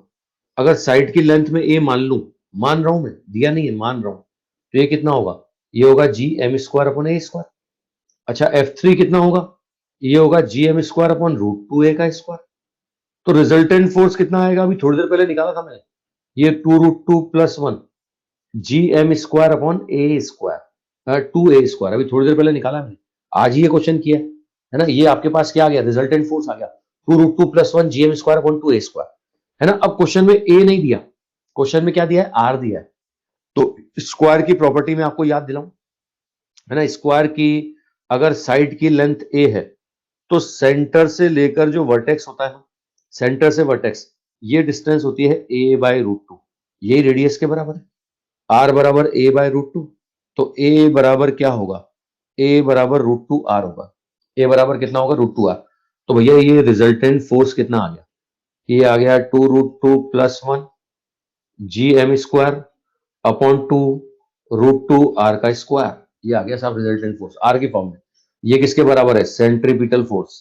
तो इसको mv स्क्वायर अपॉन r के बराबर कर दो ना, ठीक है, r की फॉर्म में आंसर आ जाएगा। ये वेलोसिटी आ गया। तो भैया एक m से एक m कैंसिल, एक r से एक r कैंसिल, v का वैल्यू कितना बनता है? v का वैल्यू बनेगा, देखो ये यहाँ से ये 2 से 2 कैंसिल हो जाए, सॉरी, ये बन जाएगा 2√2 +1 GM अपॉन ये कितना हो गया 2 इंटू 2 4R और पूरे का रूट और लगा दो, पूरे पर रूट और लगा दो। लो साहब पूरे पर रूट और लगा दो। आई थिंक फंडा समझ में आ गया साहब, कॉन्सेप्ट समझ में आ गया। घूमने घुमाने वाले क्वेश्चन को सॉल्व करने का कॉन्सेप्ट समझ गया। कौन घुमा रहा है, जो सेंटर की तरफ नेट फोर्स होगा वही घुमाएगा। तो सेंटर की तरफ नेट रिजल्टेंट फोर्स पता लगा लो, उसको mv² के बराबर कर दो, आंसर आ जाएगा। कर लोगे क्वेश्चन, हो जाएगा क्वेश्चन? अरे बिल्कुल हो जाएगा। यस और नो टाइप करो, कौन सा पकड़ में आ गया ना। बोलते हेक्सागन दूं तुम्हें, है ना, घर जाके हेक्सागन करना, इतना समय नहीं है मेरे पास। हेक्सागन घर पे करना अपने आप, है ना। हालांकि आता नहीं अपने, आजकल ट्रायंगल और स्क्वायर से आगे कभी बढ़े ही नहीं। मेडिकल एग्जाम में ट्रायंगल और स्क्वायर से आगे कभी बढ़े ही नहीं, कभी नहीं आता। पेंटागन, ऑक्टागन, ऑक्सागन, हेक्सागन, है ना। बस ये यहां तक पूछते हैं आपसे। चलो अब नेक्स्ट कॉन्सेप्ट क्या है, और भी कॉन्सेप्ट है दुनिया में, और भी कॉन्सेप्ट है। अगला कॉन्सेप्ट लो, ये बोला large number of identical point mass, बहुत सारे, है ना, सबका मास m है। कहां रखें, एक्स एक्सेस पर, 0 पर, 1 पर, एक रख दिया 0 पर, एक x बराबर 1 पर, एक x बराबर 2 पर, एक x बराबर 4 पर, एक x बराबर 8 पर, कहां तक, इनफाइनाइट तक रखे हुए, इनफाइनाइट पर रखे हुए। ये बोल रहा है gravitational force on mass at origin. ये ऑरिजिन पे जो रखा है ना, इस पर नेट फोर्स पूछ रहा है, ऑरिजिन वाले पर नेट फोर्स पूछ रहा है। निकालो, करो, जो आपके स्क्रीन पर क्वेश्चन है ना, ये करके बताना है। इस ऑरिजिन वाले पे नेट फोर्स पूछ रहा है, इनकी वजह से, इन सब की वजह से। कहां कहां रखें, 1 पे रखा है, 2 पे रखा है, 4 पे रखा है, 8 पे रखा है, उसके बाद 16 पर, फिर 32 पर, कहां तक रखें, इनफाइनाइट तक। इनफाइनाइट तक ये मास रखे हुए हैं। आपसे बोला है कि साहब बताओ ऑरिजिन वाले पर नेट फोर्स कितना होगा। ठीक है, ओरिजिन वाले पर नेट फोर्स कितना होगा। चलो बहुत सारे बच्चों के आंसर आ गए, वेरी गुड। चलो देख लो, इस ओरिजिन वाले को सब अट्रैक्ट करेंगे और अपनी अपनी तरफ करेंगे, है ना। ये 1 वाला की वजह से फोर्स F1, 2 वाले की 2 पर जो रखा है उसकी वजह से फोर्स F2, 4 पे जो रखा है उसकी वजह से फोर्स F3, 8 पे जो रखा है उसकी वजह से फोर्स F4। इन सारे फोर्सेस का डायरेक्शन सेम आ रहा है ना। देखो F1 भी इसी डायरेक्शन में, F2 भी इसी डायरेक्शन में, F3 भी इसी डायरेक्शन में, F4 भी इसी डायरेक्शन में। इसका मतलब रिजल्टेंट फोर्स निकालने के लिए सीधे सीधे सम कर देते हैं, F1 plus F2 plus F3, कहां तक साहब, इनफाइनाइट तक सम कर दो। ये इनफाइनाइट तक सम कर दो। ठीक है, अब अगर मैं F1 बोलूं तो F1 क्या होगा, देखो F1 होगा, दोनों के ओरिजिन और 1 के बीच का डिस्टेंस कितना है, 1 हो गया। ये होगा साहब GM1M2/1 का स्क्वायर। F2 बोले तो कितना होगा, ये होगा GM1M2/2 का स्क्वायर, इसकी डिस्टेंस 2 हो गई, है ना। ये देखो तीसरे वाले का, ये GM1M2/4 का स्क्वायर, है ना। कहां तक, इनफाइनाइट तक। ये इनफाइनाइट तक जाएगा, है ना। अब यहां से इसको मॉडिफाई करें, सोल्व करें, तो देखो मैं आपको बता दूं, ये एक सीरीज बन रही है। अगर मैं यहां पर GM² कॉमन ले लूं तो ये बनता है 1 प्लस 1/4, 1/16। ठीक है, नेक्स्ट यहां पर 8 आता तो वो आता 64, कहां तक साहब, इनफाइनाइट तक। ये सीरीज बन रही है, सीरीज बन रही है ना। अब ये सीरीज का अगर सम कर देंगे तो आंसर आ जाएगा, अगर सीरीज का सम कर देंगे तो आंसर आ जाएगा। तो सीरीज के सम के फॉर्मूले बेसिक मैथ्स में आपको बताए जाते हैं, है ना। मैं आपको बता दूं साहब, कितना ही बेसिक मैथ्स पढ़ा दो, जब जब काम आता है ना, याद दिलाना ही पड़ता है। तो मैं याद दिला रहा हूं तुम्हें। देखो मैं आपको फंडा होता हूं, पहला पॉइंट है सीरीज को पहचानना, शक्ल देख करके पहचानना कि भैया ये एपी है, जीपी है या एचपी है, अर्थमेटिक प्रोग्रेशन है, ज्योमेट्रिक प्रोग्रेशन है कि हार्मोनिक प्रोग्रेशन है। ठीक है, उसका शक्ल देख करके पहचानना। और दूसरा फिर उसके सम के फॉर्मूले याद होना। ठीक है, अब पहचानने का तरीका क्या है, पहचानने का तरीका है कि आप देखो जो कंसेक्यूटिव टर्म्स हैं उनका डिफरेंस कॉमन आ रहा है कि रेशियो कॉमन आ रहा है। अगर कंसेक्यूटिव टर्म्स का डिफरेंस कॉमन आता है तो वो एपी होती है, और अगर रेशियो कॉमन आता है तो वो जीपी होती है। ठीक है, अब यहां देखो पहली टर्म क्या है, 1 है, दूसरी टर्म क्या है, 1/4 है, तीसरी टर्म क्या है साहब, 1/16 है, चौथी टर्म क्या है, 1/64 है। डिफरेंस करके देखो, पहली और दूसरी टर्म का डिफरेंस करता हूं 3/4, है ना। दूसरी और तीसरी का करता हूं तो 3/4 नहीं आ रहा, डिफरेंस कॉमन नहीं आ रहा, तो भैया ये एपी नहीं हो सकती, ये अर्थमेटिक प्रोग्रेशन नहीं है। अब रेशो देखो, रेशो रेशो देखो साहब, ये दूसरे और पहले टर्म का रेशो देखता हूं, दूसरे और पहले टर्म का रेशो 1/4 है साहब। ऐसे ही अगर मैं तीसरे और दूसरे टर्म का रेशो देखता हूं, ये भी 1/4 है। आगे देखो चौथे और तीसरे का देखो कि वो भी 1/4 आएगा, यानी रेशो कॉमन आ रहा है। ये रेशो कॉमन आ रहा है, इसको बोलते हैं स्मॉल आर। ये स्मॉल आर क्या होता है साहब, स्मॉल आर होता है कॉमन रेशो, ये स्मॉल आर होता है कॉमन रेशो। समझ रहे हो मेरी बात? ठीक है। अच्छा, अब मैं आपको इसके सम का फॉर्मूला बता दूं। इनफाइनाइट जीपी अगर है, उसके सम का फॉर्मूला होता है ए अपॉन 1 - आर। लेकिन रुको, ये कब होता है? जब कॉमन रेशो लेस देन 1। ठीक है, कॉमन रेशो लेस देन 1 हो। इनफाइनाइट जीपी के सम का फॉर्मूला ए अपॉन 1 - आर, लेकिन जब कॉमन रेशो लेस देन 1 हो। अच्छा, इनफाइनाइट जीपी हो, है ना, उसका सम अगर कॉमन रेशो मोर देन 1 हो तो इनफाइनाइट हो जाएगा, है ना। ये less common ratio less than 1 है तो आंसर ये। चलो कुल मिला के लगा दो, फंडा लगा दो।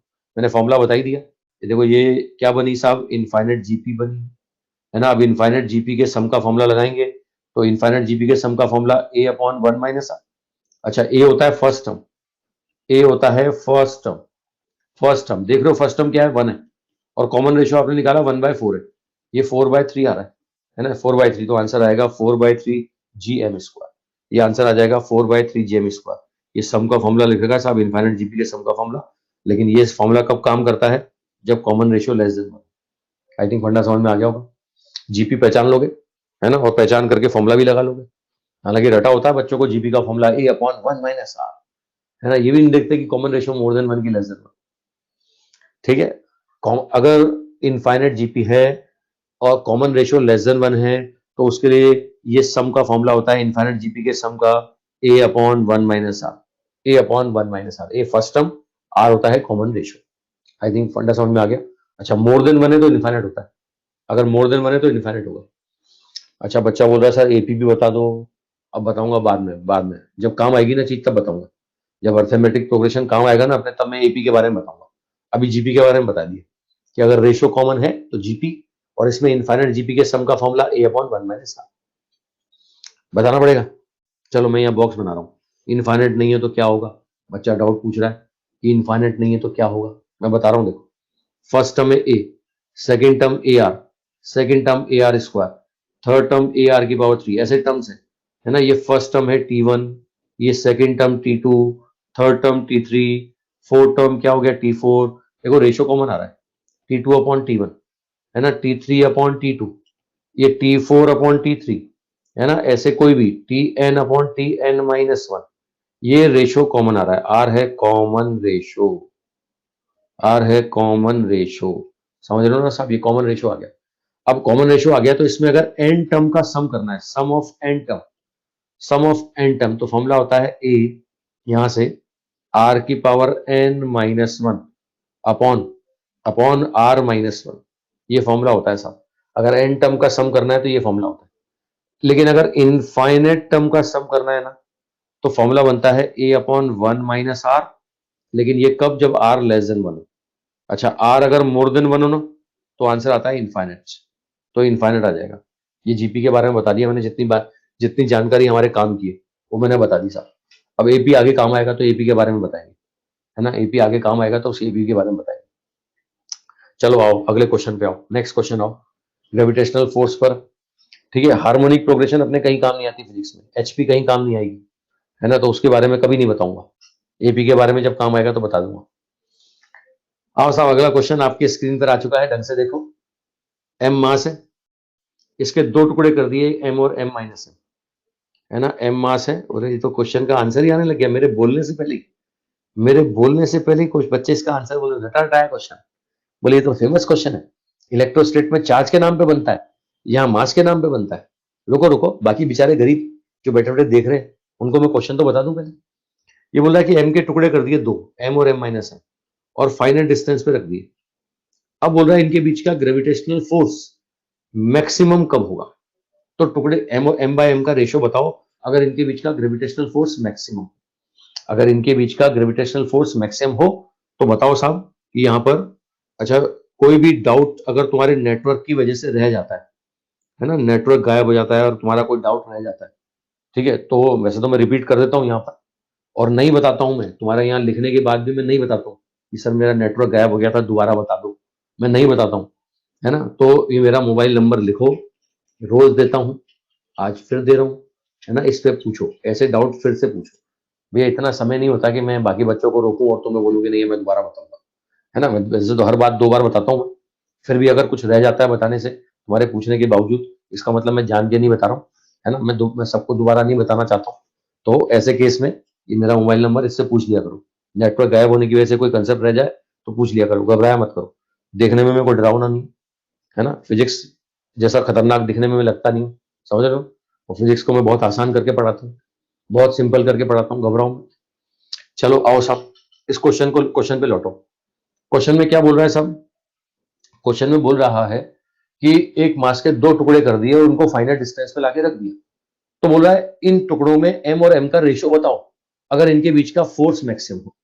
देखो, अगर फोर्स की बात करें तो फोर्स का फॉर्मूला क्या होता है? फोर्स का फॉर्मूला होता है G m1 m2 upon R square. ये फोर्स का फॉर्मूला होता है। ठीक है, ये बोल रहा है कि ये मैक्सिमम होना चाहिए, ये फोर्स मैक्सिमम होना चाहिए, ये फोर्स मैक्सिमम होना चाहिए। तो उसके लिए एम और एम का रेशियो बताओ साहब। देखो साहब, सिंपल फंडा बता दूं, ये फोर्स मैक्सिमम, जब भी ऐसी आवाजें आती है ना, मैक्सिमम मिनिमम, तो दिमाग में एक बात आती है, मैक्सिमम मिनिमम कंसेप्ट।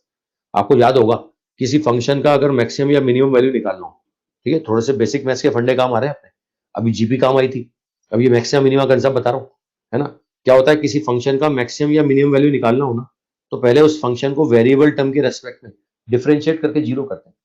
वो डिफरेंशिएट करके जीरो करने पर वैल्यू आता है। ये आया सब x1 x2, ऐसे डिफरेंशिएट करके जीरो करते हैं तो वैल्यू आता है। अब वो वैल्यू इसके डबल डिफरेंशिएशन में पुट करते हैं। ये वैल्यू अब एक बार और डिफरेंशिएट करोगे, एक बार और डिफरेंशिएट करके ये वैल्यू पुट करके देखोगे, है ना। अब किसी वैल्यू के पुट करने पर डबल डिफरेंशिएशन नेगेटिव आया तो डेफिनेटली उस वैल्यू पर क्या बनेगा? मैक्सिमम बनेगा। तो हम बोलेंगे मैक्सिमम होगा एट x1। अच्छा, ये डबल डिफरेंशिएशन जो है, ये किसी वैल्यू पर पॉजिटिव आता है तो हम बोलेंगे मिनिमम होगा उस वैल्यू पर, मिनिमम होगा। ये मैक्सिमम मिनिमम कंसेप्ट है जो मैं आपको बता रहा हूं। ठीक है, ये मैक्सिमा मिनिमा कॉन्सेप्ट। ठीक है, थोड़ी सी बेसिक मैथ्स की बातें हमारे काम आ रही हैं, ये फिजिक्स में आगे भी काम आती रहेंगी, इसलिए मैंने आज बता दिया आपको कि भैया मैक्सिमम मिनिमा कंसेप्ट क्या है। किसी फंक्शन को डिफरेंशिएट करके जीरो कर दो, वैल्यूज आएंगी, डबल डिफरेंशिएट करो, वो वैल्यू पुट करके देखो, अगर नेगेटिव तो मैक्सिमम और पॉजिटिव तो मिनिमम। चलो इस क्वेश्चन पे आओ। इस क्वेश्चन में जी और आर स्क्वायर तो कांस्टेंट है, वेरिएबल कौन है? वेरिएबल स्मॉल एम है, वेरिएबल हमारे पास स्मॉल एम। भाई स्मॉल एम का वैल्यू बदलूंगा तो अपने आप एम माइनस एम भी बदलेगा ना, टुकड़े बदल जाएंगे। तो इसको डिफरेंशिएट करके जीरो करो, डीएफ बाई डीएम, है ना, DF by DM, G upon R square. तो ऐसा स्मॉल एम का डिफरेंशिएशन कितना हो गया? 1, है ना। एम स्क्वायर का डिफरेंशिएशन कितना? 2 है। इसको बराबर जीरो करो तो देखो एम का वैल्यू m/2 आ रहा है, एम का वैल्यू आ रहा है m/2, है ना। चलो इसको डबल डिफरेंशिएट करता हूं, d2f अपॉन dm स्क्वायर। एक बार और डिफरेंशिएट, ये g अपॉन आर स्क्वायर, ये m का तो 0 और इधर 2, ये नेगेटिव आ रहा है। नेगेटिव का मतलब क्या है? जो वैल्यू निकाली उस पर आंसर मैक्सिमम आएगा, जो वैल्यू निकाली ना उस पर आंसर क्या आएगा? मैक्सिमम आएगा, मैक्सिमम। तो ये वैल्यू निकाली m बराबर m/2, यानी रेशियो कितना हो गया? m और m का रेशियो हो गया 1/2, यानी 50-50। अब रुक जाओ साहब, मेरी बात बड़े ध्यान से सुन लो। ये मैंने मैथमेटिक्स लगा के प्रूफ करके आपको सामने बनाया, मैक्सिमम मिनिमम कंसेप्ट बताया कि भैया मैक्सिमम या मिनिमम वैल्यू निकालना है, डिफरेंशिएट करके जीरो करो, वैल्यूज आएंगी, उनको डबल डिफरेंशिएशन में पुट करो, अगर नेगेटिव तो मैक्सिमम और पॉजिटिव तो मिनिमम। मतलब डबल डिफरेंशिएशन नेगेटिव तो मैक्सिमम और डबल डिफरेंशिएशन पॉजिटिव तो मिनिमम। अब वो प्रॉपर्टी मैंने यहां लगाई इस क्वेश्चन पर, ये डिफरेंशिएट करके जीरो किया, एक वैल्यू आई, तो एक ही चीज हो सकता है, या तो मैक्सिमम या मिनिमम। मैंने डबल डिफरेंशिएट किया तो वो नेगेटिव आ गया, इसका मतलब ये वैल्यू मैक्सिमम, ये वैल्यू मैक्सिमम थी, तो रेशियो आ गया 1:2। ठीक है, अब काम की बात सुन लो, रुक जाओ, सारी रामायण हो गई। अब ये क्वेश्चन तो बहुत आसान है ना, इतना करने की जरूरत ही नहीं थी। इस क्वेश्चन को तो बड़ी आसानी से मैं 4 ऑप्शन से ही सॉल्व कर सकता था। फोर्स का फॉर्मूला क्या है? Gm1m2/r²। अब एक एक टुकड़ा हो गया कैपिटल एम माइनस एम और एक टुकड़ा हो गया स्मॉल एम। स्मॉल एम को बदलोगे तो वो एम माइनस एम भी बदलेगा ना, स्मॉल एम को बदलेंगे तो एम माइनस एम भी बदलेगा। तो 4 ऑप्शन तुम्हें दिए जाएंगे, आप तो वो 4 ऑप्शन से m1 m2 का प्रोडक्ट करके देख लो, जिसमें जिस ऑप्शन से m1 और m2 का प्रोडक्ट मैक्सिमम आ रहा है ना, वही फोर्स मैक्सिमम होगा। F is proportional to m1 m2, m1 m2 का प्रोडक्ट जब ज्यादा होगा तब फोर्स मैक्सिमम होगा। तो ये क्वेश्चन तो मैं ऑप्शन से भी कर सकता हूं। बाकी स्टैंडर्ड क्वेश्चन है, आंसर याद रखना है, क्योंकि यहाँ मास के नाम पे पूछा है, इलेक्ट्रोस्टेट में चार्ज के नाम पे पूछते हैं कि भैया 2 टुकड़े कर दिए जाएं, अब बताओ फोर्स मैक्सिमम हो तो उसके लिए टुकड़े कैसे करें, वहां चार्ज के नाम, तो वहां भी रेशियो आता है साहब 1/2। या ऐसा बोले, अच्छा ये स्मॉल एम और कैपिटल एम का वैल्यू 1/2 आ रहा है, स्मॉल एम और कैपिटल एम का वैल्यू 1/2 आ रहा है, मतलब एक मास को मैं एम मान रहा हूं तो दूसरा मास m माइनस एम है ना, तो ये क्या आ रहा है, स्मॉल m m/2 आ रहा है, तो भैया ये भी तो m/2 होगा ना, तो मतलब बराबर बराबर टुकड़े किए आपने तो। अबे बराबर बराबर 50-50 है ना, अगर बराबर बराबर टुकड़े करोगे ना तो फोर्स मैक्सिमम आएगा, है ना। अगर तुम ऐसा करते हो 40-60, 30-70, 20-80, मतलब परसेंट में बोल रहा हूँ, 20%, 80%, 40%, 60%, 30%, 70%, तो फोर्स मैक्सिमम नहीं आएगा। फोर्स मैक्सिमम कब आएगा, 50-50। तो ये स्टैंडर्ड प्रॉपर्टी बताई, 2-3 बेसिक मैथ्स के कंसेप्ट बताए मैंने जीपी के बारे में बताया, मैक्सिमम मिनिमम कॉन्सेप्ट आपको बताया। आई थिंक दोनों कॉन्सेप्ट समझ गए होंगे, और शक्ल से मुझे तुम पढ़े लिखे बच्चे लगते हो, तुम्हें सब पता है ना। ये तो बच्चे बीच में बार बार मेरे से पूछते हैं कि सर ये बता दो, इसलिए मैंने बता दिया, ठीक है। बाय ऑप्शन हाउ, 4 ऑप्शन होते हैं अपने पास, 4 ही होते हैं, उन 4 में m और m का रेशो देगा ना, तो m1 m2 पता लग जाएगा, m1 m2 का प्रोडक्ट करके देख लो, जिस ऑप्शन में m1 और m2 का प्रोडक्ट ज्यादा आएगा वही आंसर होगा, f is proportional to m1 m2, ठीक है। ऑप्शन से ऐसे करेंगे। आई थिंक फंडा समझ में आ गया होगा सब।